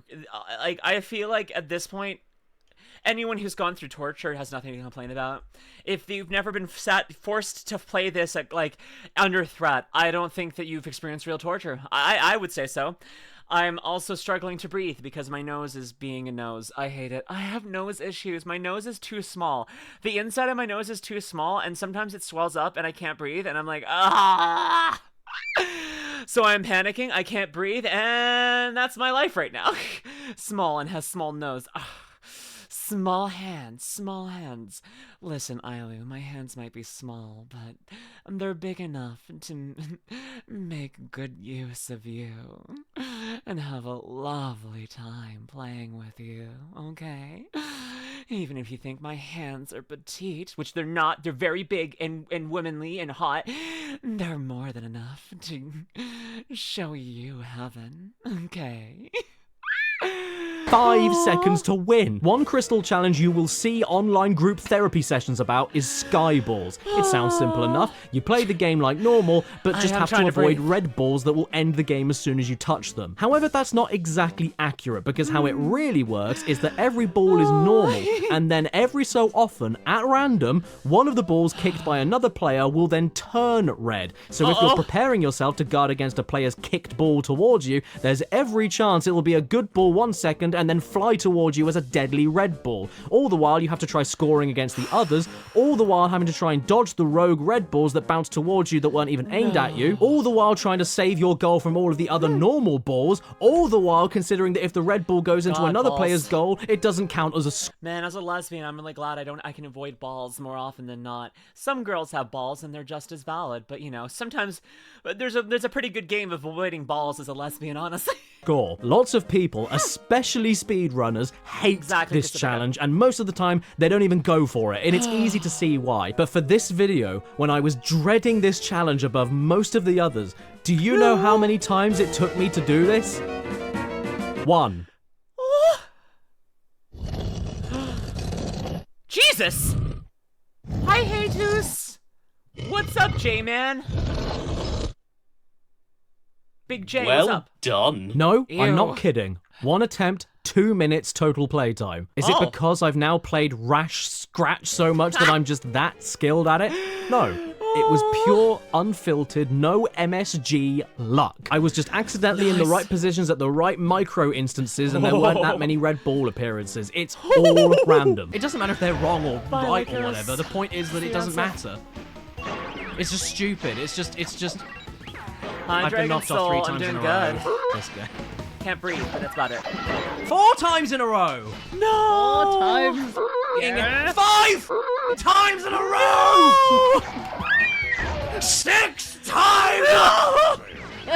The same thing happened on the Crystal Challenge for Pogo Padlock, where the only way to score points and paint your own tiles is by stealing them from other players. How do you steal them? By grabbing a missile power-up and hitting another player. It's luck if you are close enough to a missile power-up to grab it, luck if there's no other player that has a missile and is close enough to attack you and make you lose the missile, luck if you are able to fire it quick enough at a close enough player, luck if that player just so happens to have enough painted squares to steal, luck if a point box is even nearby for you to then bank your points when you do steal, luck if no other players paint over what you've already stolen before that moment, and luck if nobody else fires a missile at you, stealing back all of the painted tiles that you just so happen to steal, and then luck that no point box appears near them so they can bank all of those points and then make it impossible for you to catch up. Sounds like a nightmare, doesn't it? Well, do you want to know how long this took me? 3.5 minutes. 2 attempts. That's it. It's luck. At least we're getting content out of it. Oh, look, I got shot again. That's a surprise. Oh, and twice in a row. 3 times in a row!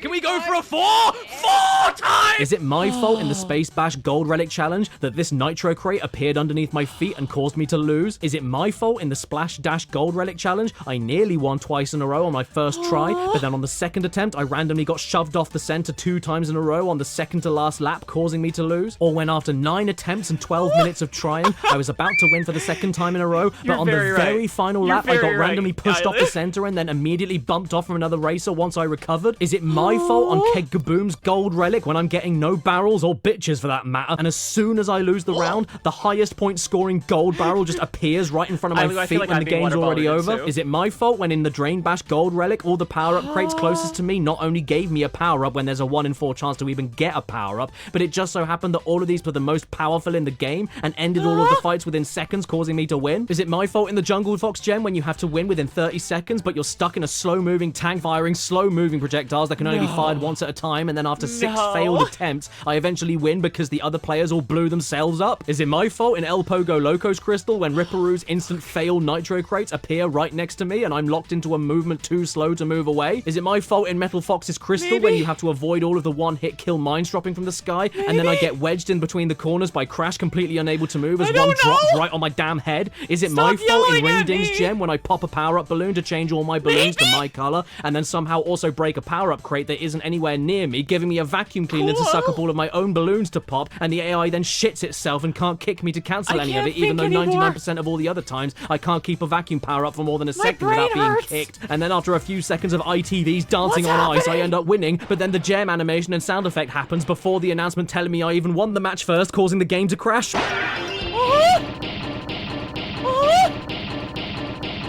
answer is yes. It is my fault. Okay, good. Because I'm playing Crash Bash, where points appear, where balls spawn, where power-ups appear, where hazards attack. Aside from only a handful of examples like the totem pole attacking you on Jungle Fox. New stream idea. Have my therapist on stream and do a therapy session on stream. And try not to get doxxed. That's the hard part. Maybe YouTube video. Just like publicly share one of my own freaking therapy sessions. Because people find my embarrassment funny.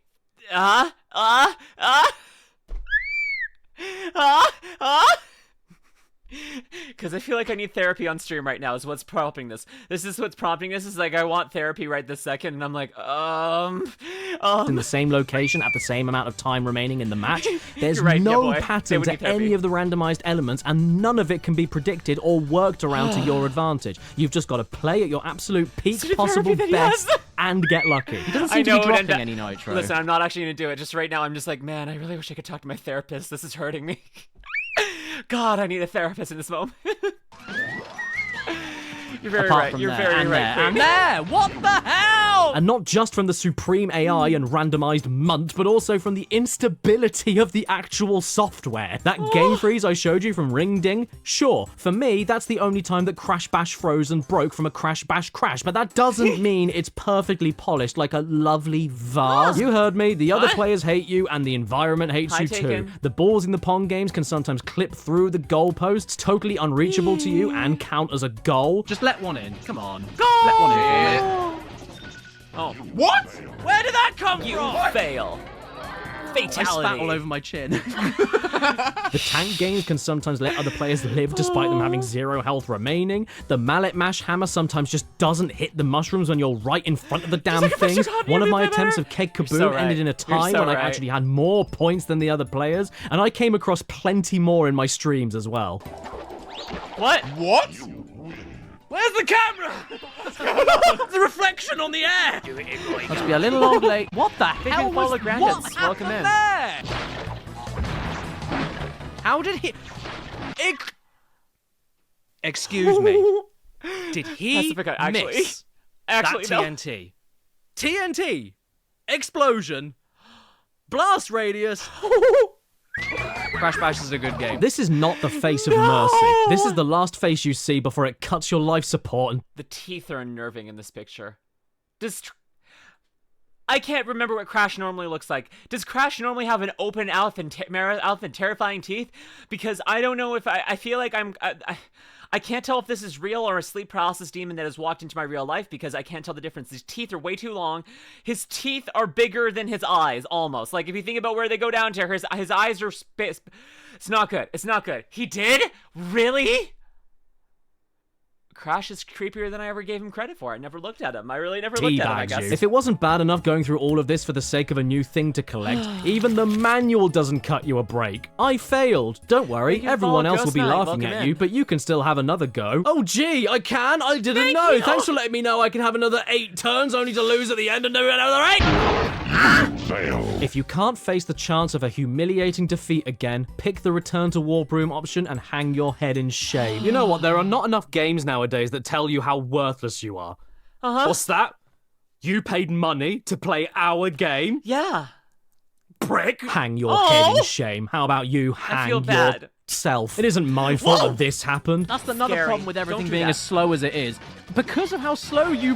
Why? Technically, the gold relic challenges are the hardest base collectibles you have to get to unlock everything. So explain why in the Sky Balls relic challenge, I won within only a couple of tries because everybody decided to turn into the entrance doors at my local Sainsbury's. Due to the sheer unpredictability of this disc, not only do you have to deal with the repetitive act of replaying the same 10 base minigames over and over again in very slight difficult variations, but it, you spend just as much time revisiting the save station just in case the game sloppies all over the rug. There's just no letting up to it. Play game, fail, play game, win, save game, tramp. Listen, there's certain people who get sloppies over my rug, but it's not you, Caddicarus.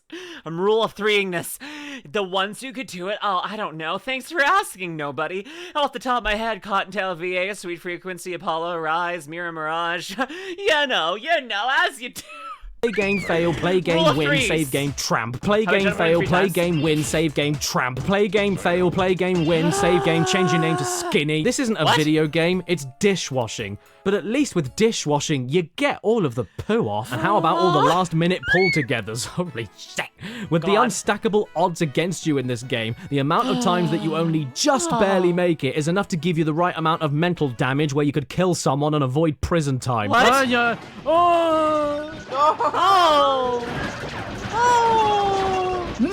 way! No!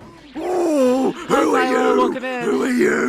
are you? Bitch? Don't In do the it, my other corner, Crash please. games, you know how many times you saw the dreaded fact that you missed one box? Well, Frankie.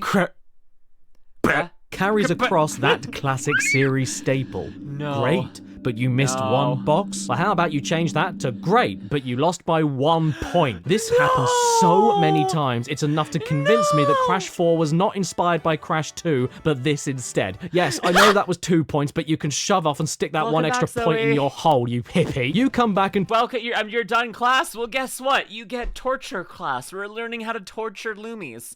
Talk to me when you're going for the Swamp Fox Gold Relic and after 33 minutes of trying, you lose your second win in a row with this much health remaining on a gorilla with an anus for a face. At this point, you're likely wondering, Caddy, Bay, surely, after playing this game so much, you must have learned 1 or 2 techniques to make this process a lot easier.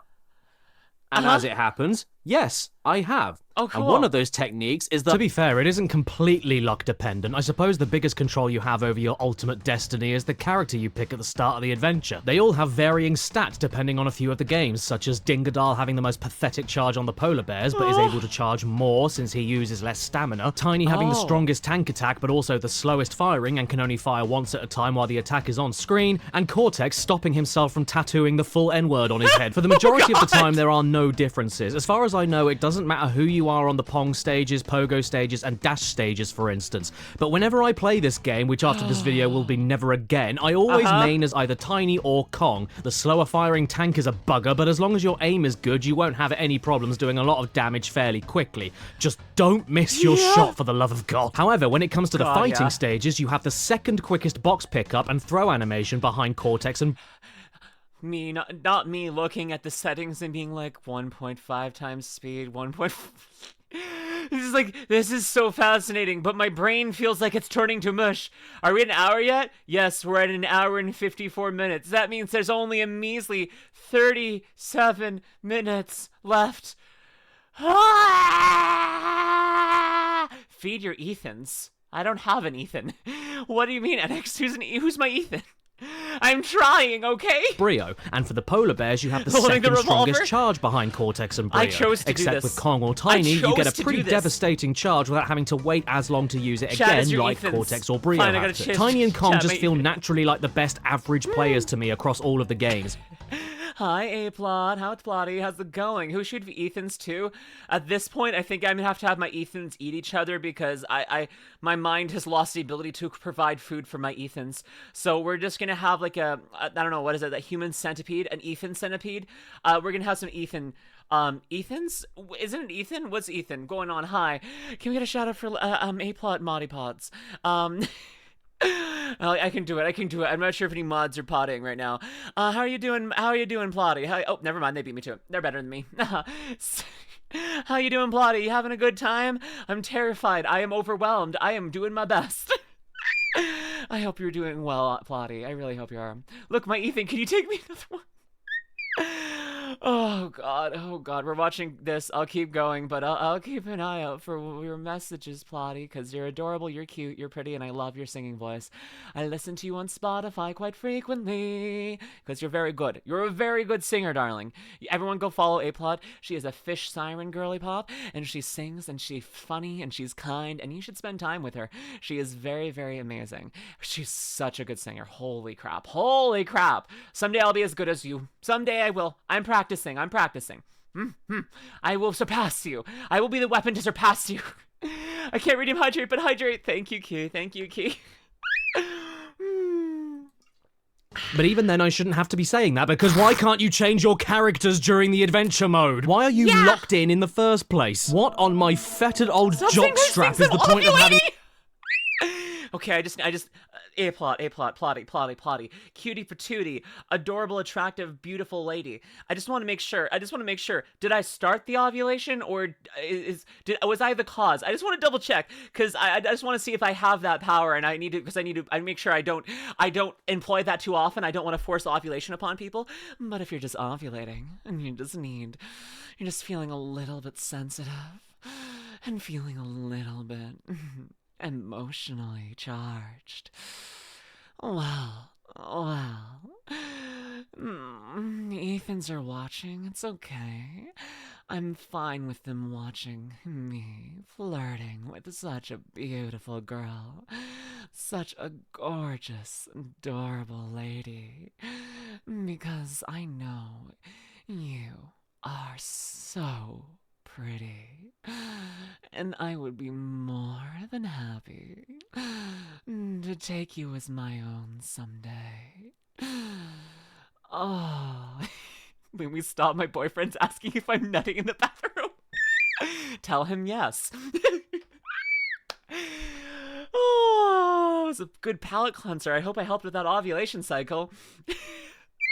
Hi, Gimothy Gaming. Hi. Sorry, I'm flirting with hot women. Oh, and damn right, I actually met A-Plot in person at TwitchCon, and she was absolutely stunning in person. Absolutely stunning. And like, I was caught off guard. I was actually caught off guard. Forced ovulation is a strong combination. Yep. She hugged me and I ran away. I ran away.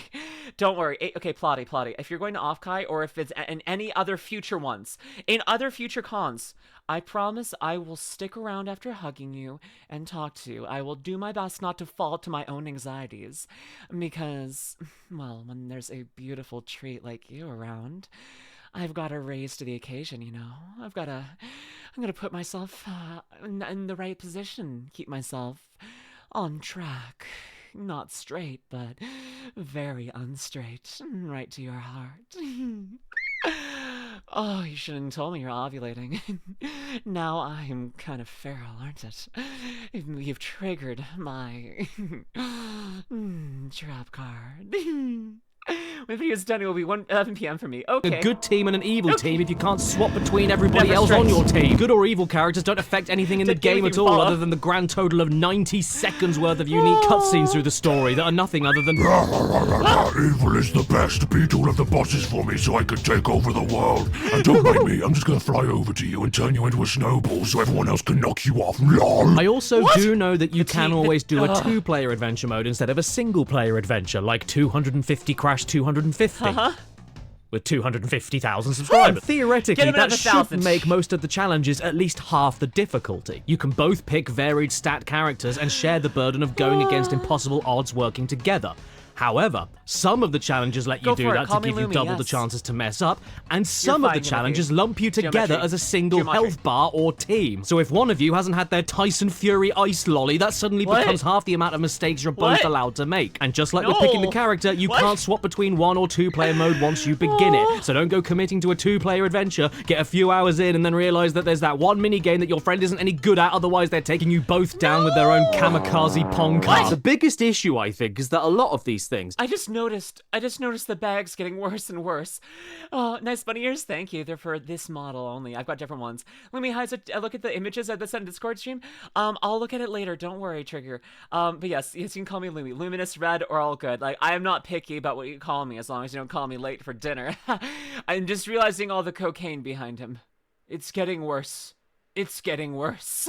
The randomized elements, the locked-in character select, No, I the didn't realize it was bullshit this much made-up bad. story that doesn't make any sense and contradicts itself. All of those things wouldn't be worth focusing on and wouldn't be a problem in the context of a multiplayer party game. It's MSG, sure. But not sure, in sure, a sure. required single-player Tuesday mode night that now. you need to do in order to unlock the only reason you would ever want to buy this game or play it in the first place. Why should you replay the same 10 base minigames multiple times? Why should it take 7 to 10 hours? Why should you be unable to switch characters? Why should the challenges make the AI unusable and take away something for you and no one else? Why am I yelling about a 20-year-old 32-bit video game when I have a mortgage? I decided to count every single time I saw this screen during my journey to get all 4 of everything in all 28 levels. Not total attempts and wins, just this giant mocking fail screen. And do you know how many times I saw it?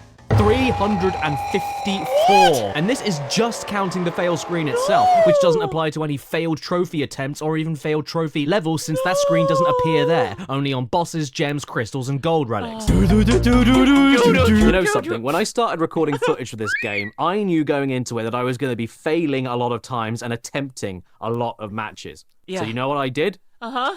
I got a counting app to keep track of everything as I played. Oh. It's an app that It's in counts. nighttime mode. Yeah? It's a counting app. Uh-huh.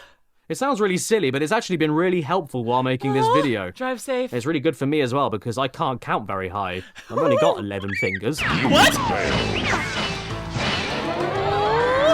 That screen and sound effect lasts for 4.5 seconds every single time you fail. Times that by the 354 times I saw it, leaves us with 1,593. Okay, is it weird that I assumed that he had just glued on fake hair to his chest? I'm guessing this is actually his real chest hair, but like I'm so unused to seeing chest hair that I'm just like, I was just 100% just immediately like, I'm like, oh, he glued chest hair on himself for this? Wow, commit to the bit. What the heck?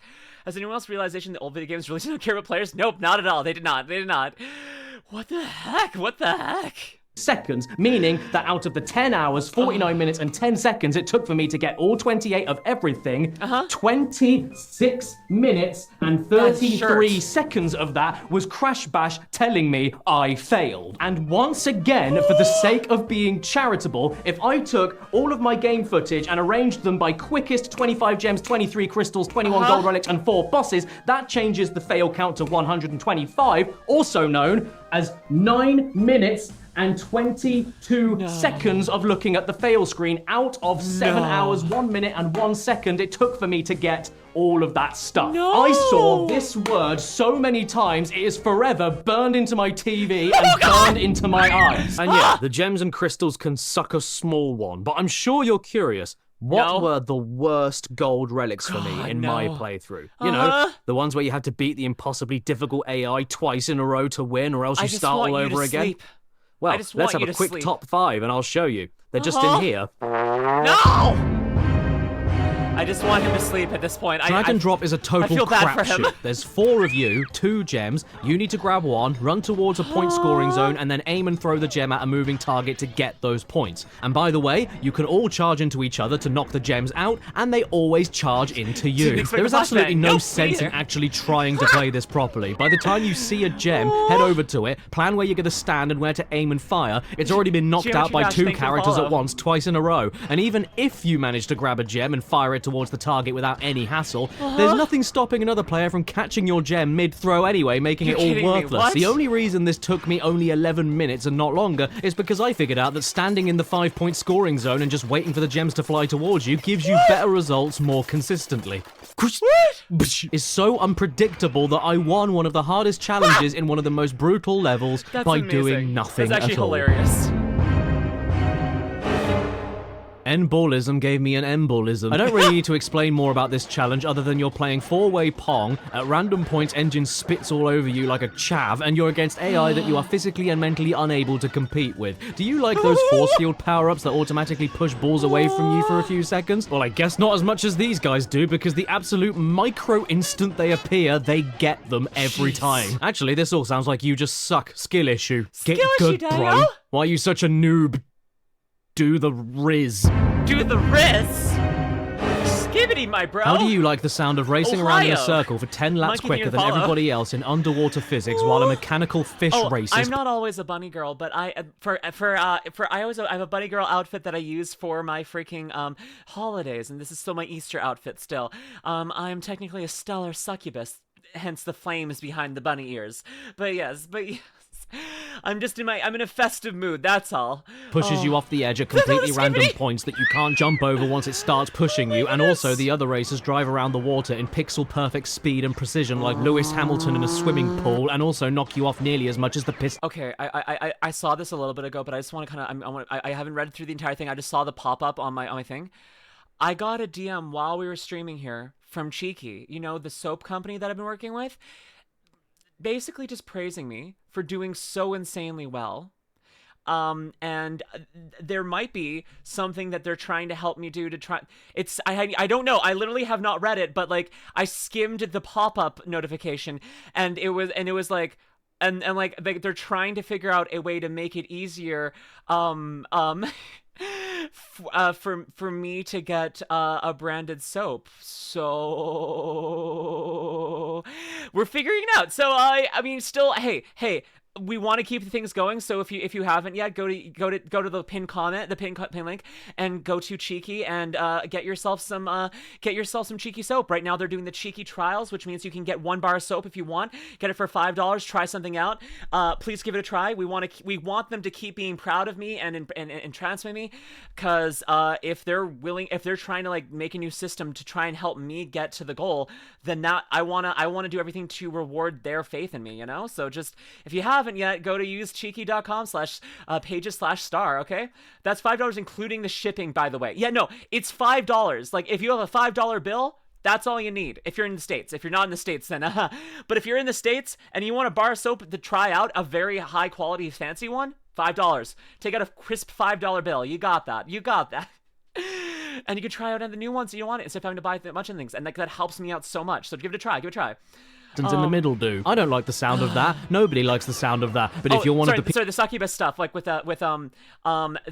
so for the stellar succubus, I'm a stellar succubus. I'm not one of those succubi that has been born to the earth and the hell to try and sip sap energy from mortals. No, I am a stellar succubus. I am a succubus designed to steal the energy of stars. So is the name Sapphic Bliss copyrighted for the soap? It's not, but we can be. Want to get there? But yeah, no, I'm a stellar succubus. I have the ability to strain energy and vital essence from stars themselves. I need to get my lore video out. I'm writing it all down. I have lore. But yeah, no, I'm basically the physical embodiment of a supernova turned into a succubus. So I do want to get a proper kind of succubus model at some point, but for now, it is my own classification. So the reason our sun is weakening, one of them. But no, like legitimately, like yeah, no. I am in the, like, it's like basically like I'm in the same category as succubus, but it's like it's convergent evolution. Like we have a similar trait expressed in different ways for different things. Anyways, I didn't know you star a girl. I didn't know stars are girls. I mean, have you seen Soul? She is gorgeous. Oh my goodness. I mean, Apollo. Oh jeez. Say sun's weakening. Leave me Anyone who's seen freaking Project Hail Mary, that's another reference we could do here too.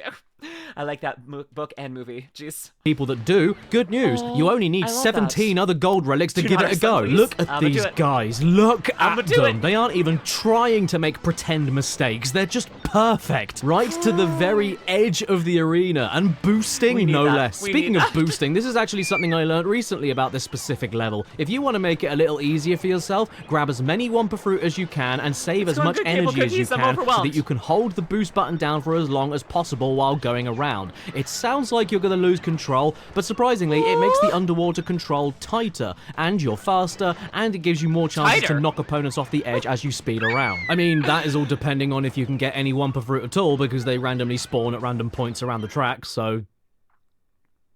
Bye! I wouldn't wish this on my worst enemies. Uh-huh. Oh, would you? Wait. Well... Sunshine, that's you. That's a bright All idea. of the polar bear levels suck on relic challenges. I don't have anything clever to say. They're just bad. Look at this. Why are you all going after me? Is this a 4-player match or 1 against 3? Look at this ganging up. What is this? Camden? The other players always aim at you. They Just to expand the lore, because I'm a stellar succubus and my food is all the stars in the universe, I actually have the ability, succubi can appear to anyone wherever they are. I have the ability to instantly drain energy from stars anywhere in existence, even outside of the visible universe, and like known universe. I can grab energy from stars that are not even close to us. So don't worry, I'm keeping it all good. But if I wanted to, just for more lore drop. There are some other beings who are very afraid of the existence of a stellar succubus and try to prevent it for eons, because if a stellar succubus were to, say, absorb the energy of every single star in existence at once, might be a little bit dangerous, for everyone, technically something I'm capable of. So yeah, no spoilers. all have more powerful charges, and they know to the atom how to cancel out whatever move you're trying to do to them. If you're unlucky enough to be left with Rillaroo or Dingadal, you might as well just stop the game. Unless there's a lightning strike or insta-kill weight power-up to use, they will use their near-infinite stamina in order to cancel the momentum of any charge you hit at them. And by the time you have a charge ready to go again, they've got enough to charge back at you and then cancel your next charge out just to be safe. I guess you can never be too careful. Most of my attempts running around on this Titanic ammunition went two ways. Either like this. I actually don't know about that test metal. Or like this, and I would either run out of time, get knocked off myself, or get super lucky. Twice in a row. Screw it. Second place goes to all of the polar bear levels. All of them. They all suck. All 4 of the gold relics for all the polar bear stages took me 78 attempts to do, or 58 minutes and 48 seconds. Goodbye. Number 1. Come on! This was the part of the game where I nearly quit it forever and decided to make another video. I don't even know where to start. It's a tank battle, but with no cover anywhere, and every single attack is aimed at you. I wish I was exaggerating. I have never seen mugging like this before. We're not with Camden gangs anymore. We're with pirates off the coast of Somalia. Do you have any idea how much more manageable this would be if you could just reverse? Because you can't. You're on a boat. All you can do is guff your way in the direction you're facing, and very slowly. I was really hoping this video would end, this recording of this video would be closer to the original video. I'm gonna pause less than normal. I'm gonna get through this, I'm gonna make this pretty tight. It's pretty good. And then I'm like, wow, I've been recording for 1 hour and 50, and there's 1 hour and 10 of the video done. I've added a half an hour. What the fuck? So the room review with Mirror Mirage is today, but she is sleeping currently. It is in approximately 1 hour, so that other long video I might have to wait for Monday, because and also then maybe that person who's made it can be there at time, because I messed up here. I thought that I could be like, yeah, I could just do these 2 videos, it'd be fine, and now I'm like, oh no, I need to factor in Lumi time. I need to factor in Lumi time all the time. If you had a model, I'd be an archangel. Awesome. I need to factor in Lumi time. Can someone do a scientific study on the existence of Lumi time and what it does to the universe? Because I feel like my gravitational mass must be affecting the flow of time. I don't know what's happening. I don't know. 100% Sonic and All Stars Racing transform to the Brutal? No. What? Yeah, I don't watch PS1 cheat videos if you're on the schedule. Turn around while the enemies are able to play the greatest game of snooker ever recorded by zoo animals and somehow hit you with war ricochets to war. If I get into gamer subs and I get into freaking V card, I want to put my mass, like when they ask for your weight, I want to give it something very specific. Like I want to give it the average, the weight of 2 stars. Give myself the weight of actually 2 stars, and. And then I'll put if I haven't been eating cake, 100 pounds. Or something like that. Just to be like, oh god, the weight of LuminusRed Nova. It's 2 stars, burgers and fries. What? Consider your Kamen Rider video ended up being 2.5 hours. That checks out. Lumi time. Give the Star Juice. Yummers.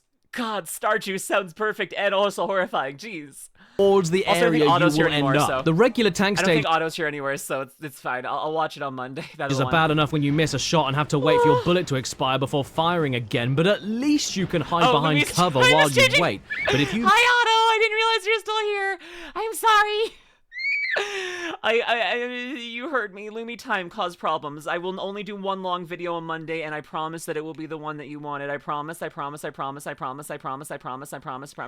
Lumi time's fault. It's not Lumi's fault. It's Lumi time. You can't blame Lumi for Lumi time. That's rude. It's rude to Lumi. The amount of time she spent sipping, passing out, not included.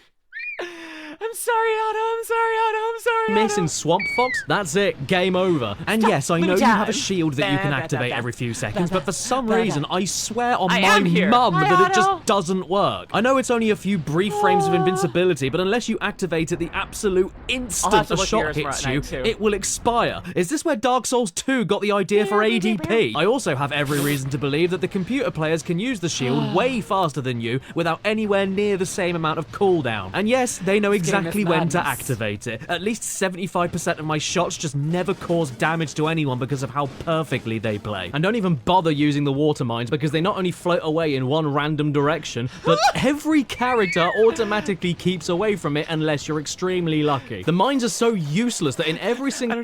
I told Thek you would watch it today. Thek? Oh, the person. I'm so sorry. Okay? I'm just. Mods, protect me.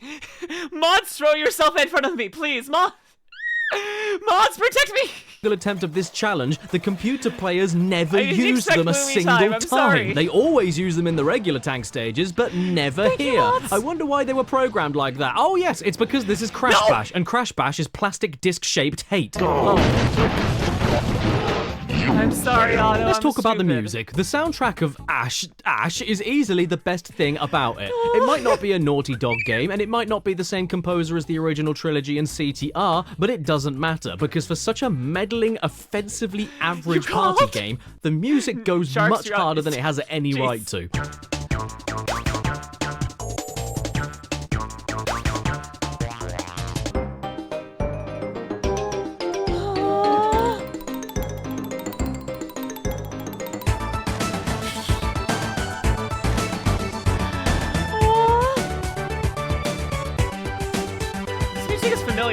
Midnight Accent, thank you for the follow.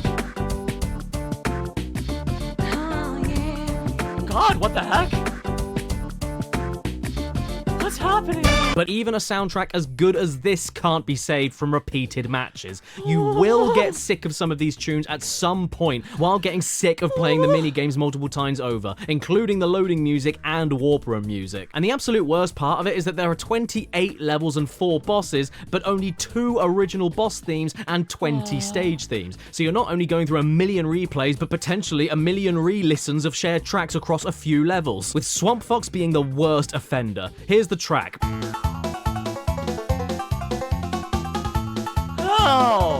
Oh no, this is getting annoying already. For a few minutes, it's fine, but this track is used in Dante's Dash and Drag and Drop as well. So then if you tally all of my time spent in those 3 levels getting everything, I was listening to this hillbilly brown noise for 1 hour and 33 minutes. I swear to God, after playing through all of these levels, if I see another banjo in public again, I'm gonna... Oh! Wow. But that is honestly as bad as it gets in the single player mode. Getting everything sucks, but it isn't necessary. Okay. Only getting nearly everything is. So now I have all the trophies, all the gems, all the crystals, all the relics, and beat all the bosses. Let's take a look at our inventory on the first level and see all of the collectibles on screen nice and complete, so we can reflect on how far we've come and... No. Did you look at the title of this video and think, okay, unlocking all of the minigames must be 100%, and then getting all of the collectibles must make it 200%? Yeah! I wish I was as ignorant as you. Actually, no, I don't. You've got low IQ. There is another hurdle to jump if you want to definitively prove to everyone that you are a true alpha gamer of Crash Bash. You could have spent around 7 odd hours getting the necessary shit to unlock all of the minigames, and then another 3 odd extra hours getting the final remaining collectibles. And then they appear. If you like Crash Bash, you'll be elated. But if you're normal, you'll be horrified to find that there is yet another challenge collectible that is now available to you. the Platinum Relics. And where in every other Crash game, the Platinum Relics are basically the developer time trial times, no, you don't have to finish any of these levels in a really quick amount of time or anything. Instead, what you have to do is not only go through all 28 levels all over again for the 5th goddamn trinket, but also means you have to win the mini games with the hardest possible AI 3 times in a row. Now listen. Come here. Hi. Come closer. Okay. That's it. Yeah. Uh-huh. Keep coming. Come a little bit closer. Yeah. Come on. Yeah. Come on. Yeah, you got it. What's Come up? Come get it. Yeah. Hi. I'm not joking when I say this. Uh-huh. This is not a joke. I have been sick in my mouth and swallowed it before. What? This is worse than that. Uh-oh! No! What? Yeah, no, this is worse. I would take finishing all of these levels within the developer's... And yes, I have a lean-in toggle. I just forget about it sometimes. But I can lean in. I just go past my mic when I do that. You know, just... You can see my boobs more. My boobs more. Times Yeah. a millionfold overdoing this. Can you even quantify the raw fury you would feel after spending minutes and minutes replaying the same near impossible difficulty minigame, getting 2 wins in a row, and then pissing it all away on the 3rd round, leaving you to have to start the 3 wins in a row all over again? Because unless you tried doing this yourself, you can't imagine it. Going through the Platinum Relics of Crash Bash is equal to losing your child. You can tell me you're there for me, you can sympathize, you can send me stinking old flowers, but unless you've been there, you can never, ever truly understand. 7 hours minimum to unlock all the multiplayer games that you need for the sake of a multiplayer game is bad enough. 10 hours to collect everything in the story mode is another thing. But going through these is probably the main reason why this video was made. And that's because this isn't a video. It's a warning in the interest of public safety. I am writing to my local government to get the message out. Do not attempt to 200% Crash Bash. Life is too short, and by doing this, you will shorten it by at least an extra 1/3. What mental patient decided to add this to the game? After everything you've already done, why does it have to make you do this as well? Ring, ring. Hello? What's that? It's entirely optional. I've done this to myself and then threw me. Well, I mean, that's one argument you could make, I suppose, but then the one I'd immediately counter is that if it is another pointless challenge that requires you playing the same mini games all over again for a 5th time, winning them on the hardest difficulty but 3 times in a row instead of 2 times in a row, which you've already done, and it's completely optional, then why is it even in the game to begin with? Yeah, it's optional, but it's still terrible. It's easily the worst part of the whole game, so I'm gonna bitch. This adds nothing. It proves nothing. It provides thou with nothing. The Platinum Relics are only a thing you choose to do as an extra present to yourself with a pipe bomb in it. You only do this for 200% if you completely loathe yourself and want to be the next religious martyr to die for the sins of every other person that ever spent money on this disc-shaped blood diamond. Do you want to see a rough idea on how bad it can get? Oh, you don't? Tough tits. Whoa! My tits are super tough. Look, it's an aspect of doing a lot of chest exercises. Now my tits can freaking tough it out and freaking fight Muhammad Ali one-on-one. One tit against one Muhammad Ali. Am I saying his name wrong? I feel like I'm saying his name wrong. I don't remember how to... My boobs are strong is what I'm saying. They can fight gods. This is just another one of those variations of the Pong games, with the main gimmick being that you can briefly magnetize as many balls as you know, so these can deflect bullets.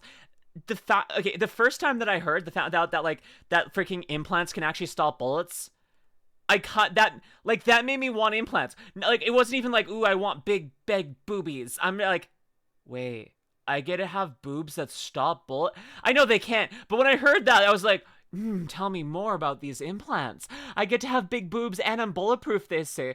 I mean, I think that they, depending on what they're made of, it depends on it. Titties have their own arm muscles. I know. They're stronkers. They're strong. It lies in slander. Listen. I just think that boobs are great. Even if, whether or not they're bulletproof, boobs are perfect, okay? Okay? Bulletproof booba! They aren't bulletproof. I know. I was told that as a kid, and I'm like, booba? Like, okay, like, if you were told that, would you not be, like, considering, like, for a second, you're like, what if I did get implants, and then I just gotta walk around with sexy bulletproof vests on my chest? Can you imagine that? You not only are bulletproof, but you look fucking stunning. It's a win-win. It's a win-win. Defense. Welcome in, Wolfwinter. Welcome in.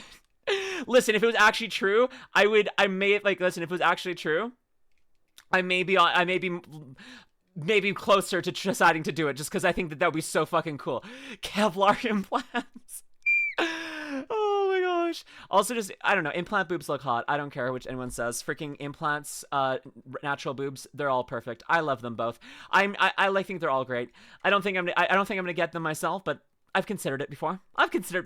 Because I think they look hot as fuck, okay? Can fit on you and then fire them away when you want. But now you're against 3 other players that are desperate for koala hot dogs. It's what makes all of the other 5-star AI Pong challenges difficult, honestly. But I had to include this one at the very least for this one part here, where I had won 2 games in a row already, and then on my 3rd try, I was so close. I was inches away from winning and walking away. Yeah, I know I only had 1 life left and Brio had 6, but I couldn't just give up and start again. I was 2 out of 3 wins into my streak. I didn't want to start all over again, so I had no choice but to keep pressing on. And for 1.5 agonizing minutes, I kept the pressure up, playing at top form, and Brio's health went slowly down. 5, 4, 3, 2, 1, and Happy then... New Year! Oh. I spent a minute and a half doing that. My blood pressure nearly killed me. All for nothing. Can we call this condition crash bashitis?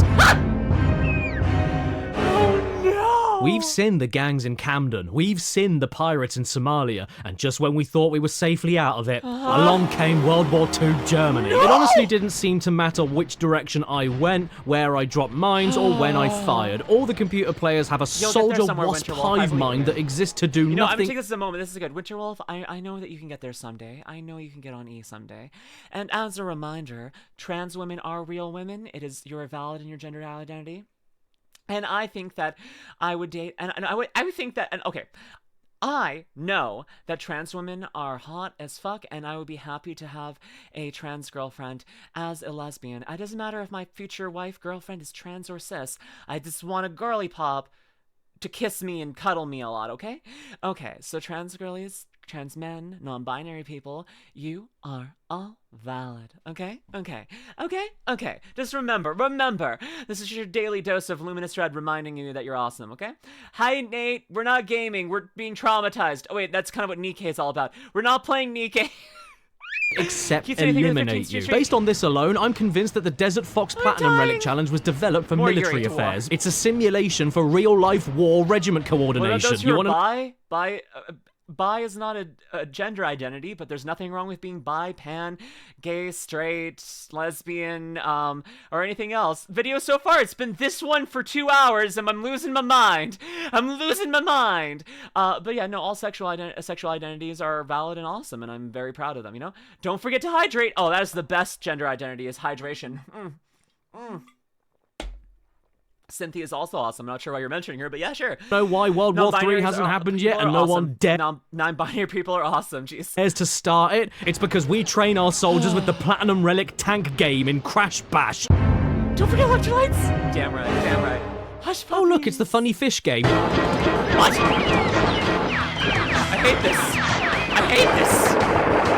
I hate this! What? Are you not gonna actually explain why it's bad?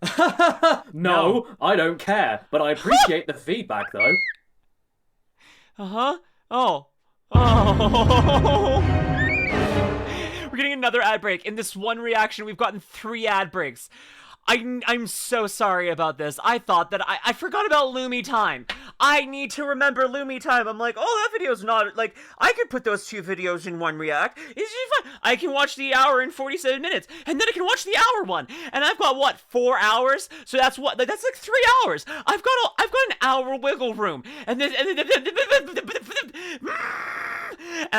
then I talk for an hour because I get triggered by hypersexfixation, and then I'm like, I'm losing my mind, and I'm like, anyways, Snake, Sasuke Uchiha. Great anime you're referencing right there. How's it going? Welcome in. Thank you for the follow. Hi, Queen. I'm dying. Send help. Send help. I was like, I can watch Caddicarus's longer videos. I can do it. I can do it. I believe in me. And now I can't believe in myself. Wolf Winter, thank you for the follow. Welcome in. Next time you try anything beyond 40 minutes, we'll remind you about Louis time. Please and thank you. Getting your shot collar for you. Hey, I'm not allowed to say that I'm wearing those on stream. So for stream, I'll have to wear a vibrating collar. You know, because that's better for some reason on Twitch. Uh-huh. You've been to Camden, you've been to Somalia, you've been to World War II Germany. Wait, what? And now you're at the final boss. Detroit. The polar bear stages as a whole can be the bleakest prospect for any of the collectible challenges Thoughts on across... Chokers, Lumi? I like them. Gash. Cute. But Tilt Panic specifically is undeniable proof of how much of a speck we are in the universe and how meaningless we are. You've not only got the superpowered Ted Bundy AI, but you also have this drunk ice cube that makes moving around 10 times harder than it needs to be. You know what? The camera angle shits me off too. You have no idea how many attempts I completely muffed because I charged directly off the edge of the damn ice when I swear I should have been making contact. Why can't the camera angle be a little bit higher up? I'm not a child standing next to a table looking at chocolate cake. Also, depending on where the tilt is leaning, it can make your charge stronger or weaker. So if you're unlucky enough to be on the lowest dipping point of the tilt and all of the players come at you at once, that's it. It's all over. Almost comically quickly. No. And that will happen a lot more than not, because guess what? If all the players are always going after you, then all of their weight tilts the stage towards you by default, meaning you're already at the bottom of the tilt and you've already lost. There are other players here. Why aren't you fighting each other? What did I do?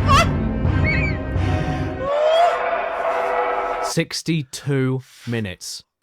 62 minutes. No. 62 minutes. Yeah? I spent 1 hour and 2 minutes of my lifespan trying to win a shiny magnifying glass that isn't even real. You know that Hellraiser reboot from 2022? That was pretty good, but I didn't realize they already tried to reboot the franchise and explored the depths of sadomasochism even before that. It was made in 2000 and it was called Hellraiser, Pinhead, and the Crash Bash Embolism Platinum Relic. With all of the Red Bull enhanced AI and the power-ups that you can never grab and the smoothie blender shatting out balls all over the place at 70 miles an hour, this was so difficult that it took me 18 minutes to win my first match. 18 minutes to win my first match. And then I had to do it another 2 times in a row without failing. I didn't, but that's what I had. And what's best about it is that out of all of the minigame types, the Pong stages are the only ones with no time limit and only end when there's one player remaining. This isn't the polar bears where you have 90 seconds to play, but it can also end in like 1 second. Jesus Christ. These matches will last as long as they damn well like. You need to win an assault on your soul for as long as it takes 3 times in a row. If you take the amount of time I spent doing this and divide it by my total attempts of it, that averages out at roughly 1 minute and 52 seconds per attempt. For the sake of perspective, I am not a fan of the pogo stick levels for how slow they are and how they outstay their welcome far too early, but at least each match of those games only lasts until the clock runs out in 1 minute and 30 seconds, whereas each match of Embolism Platinum took me an average 22 seconds longer than that per attempt. Let that sink in. 62! You'd think that me doing this is insane. Yeah. You'd probably think that anybody choosing to do this is insane. Extremely. And you're right. Thank you. But to me, it's all worth it. How? Just so I can prove my earlier point about random number generated luck across the whole game and how skill has little to nothing to do with playing properly. You remember how on the Swamp Fox Gold Relic Challenge that took me 37 minutes to do after 41 attempts? Yeah? Well, the Platinum Relic version took me 7 minutes. I'm not making that up. What? The exact same level, exact same challenge, exact same AI, winning 3 times in a row instead of twice in a row, half an hour quicker. Why is it milk?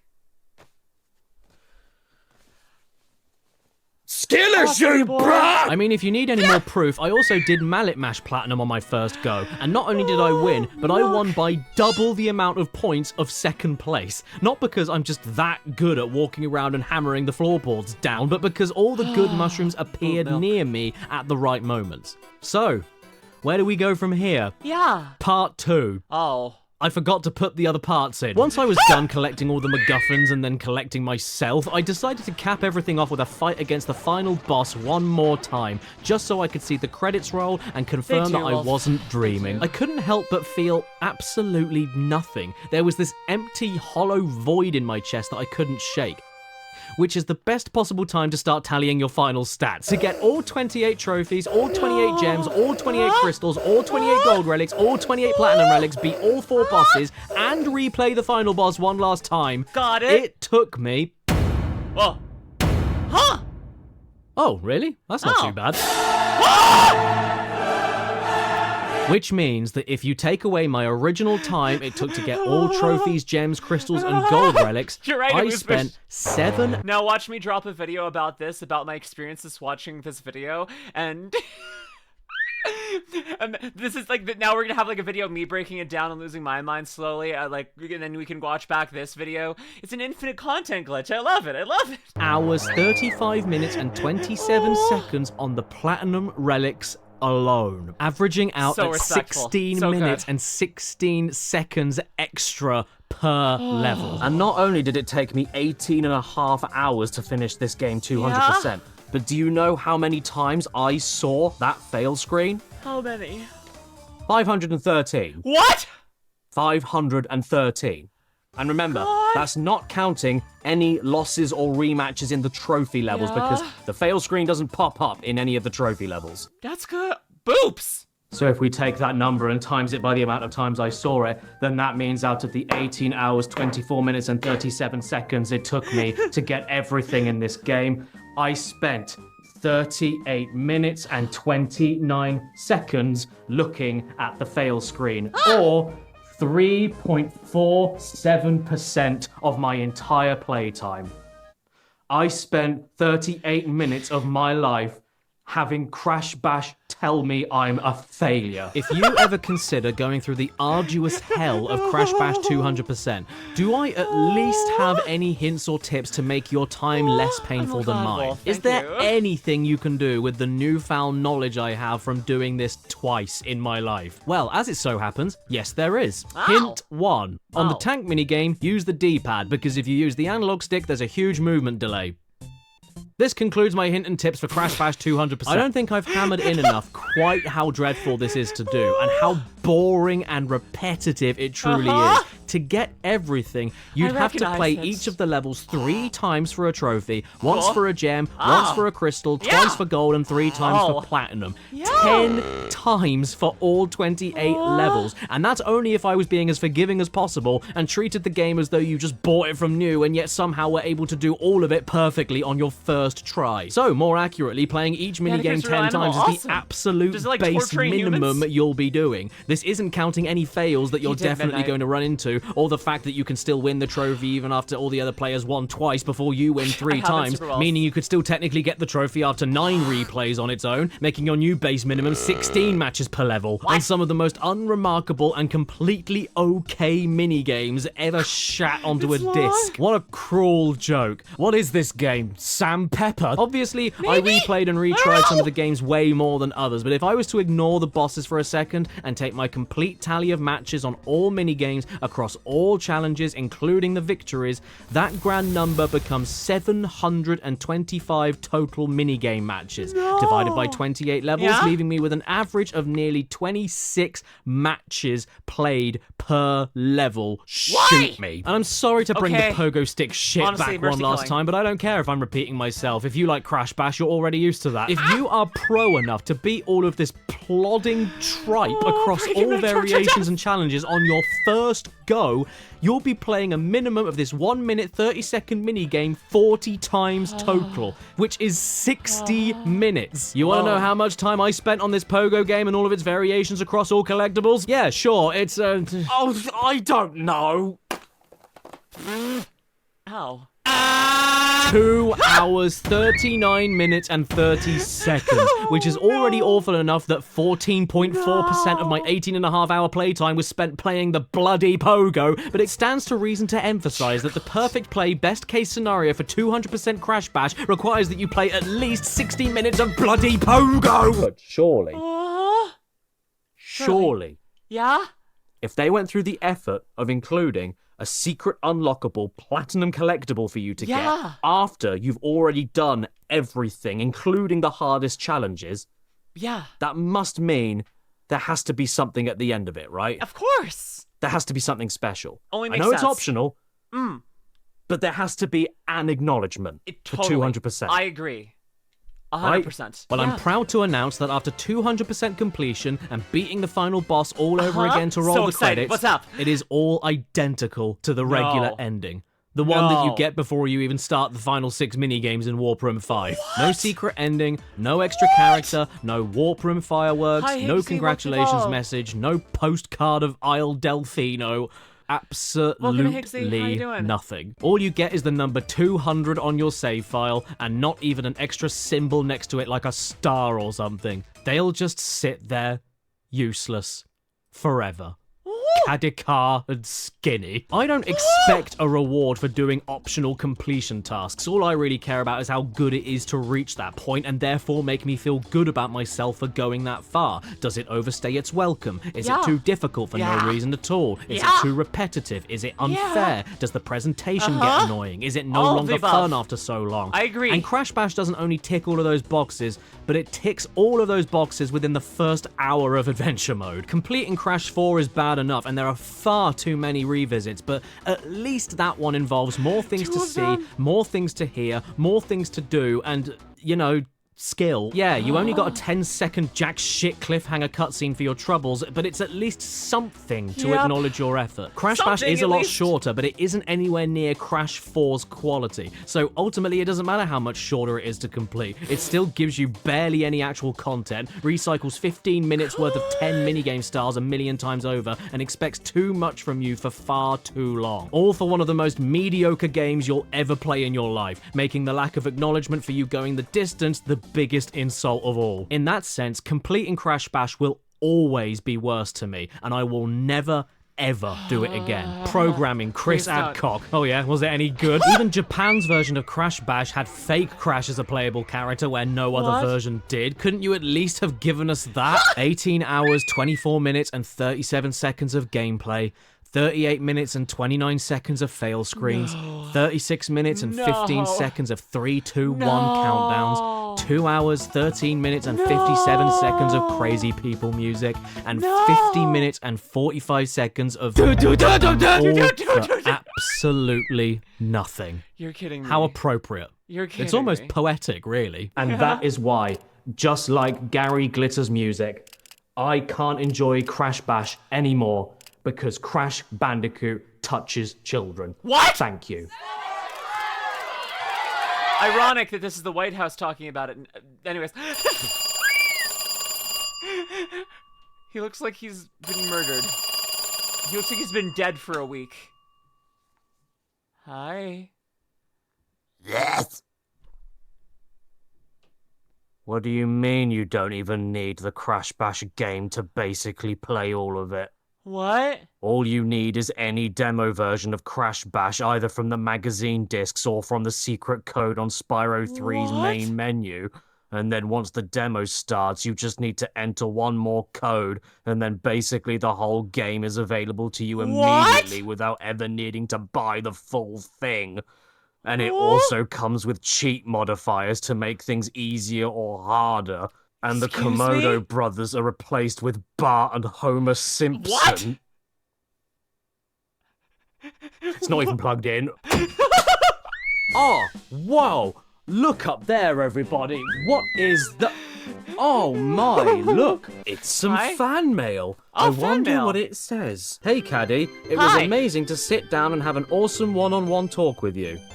What? Well, you haven't introduced yourself yet, so I don't know who you are. I followed you on YouTube for years, getting into the early seasons until now, and whenever I see a new upload, it's always a time to sit down for more laughs and more crazy. I so love confused. it. Keep I'm it so up worried. and keep making what inspires you. It's always a treat. Oh, well, you know what? I'm touched. That's a really lovely thing to say. It means the world to me. Thank you so much. You are lovely. So packed in here is my copy of Crash Bandicoot. Oh, well, now I take that back. You're horrible. I know how much you love it, so I thought, why not let me know how much you love this game by having free reign over it? You can do whatever you want to it, just don't break it or cook it or make it unplayable. Because God forbid I might want to play it again one day, only to remember how bad it is. So I hope you have fun doing such horribly wonderful things to it, and I can't wait to see all the things that you do. I can't wait to see everything, so when I look at such a bad game, I know that mine is special and will always put a smile on my face. Thanks, dude. Hope the family and you have a wonderful time. Wish you all the best, Royce. Oh. Royce? So is that how it is, Royce? So I can do whatever I want to your copy of Crash Bandicoot. As long as it's still playable. And bits of fluff. But I can only do whatever I want to it within your specific parameters and conditions. Okay. Very specific. Sounds like a challenge, actually. Uh-huh. But, to be fair, it is your copy. I'm scared. So I'll honor I that. have VTuber balls. I'm scared here. And I think I know just what I would want me to do with it.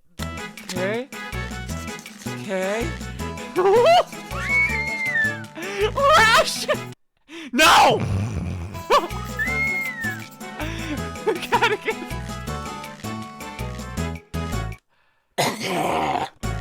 What?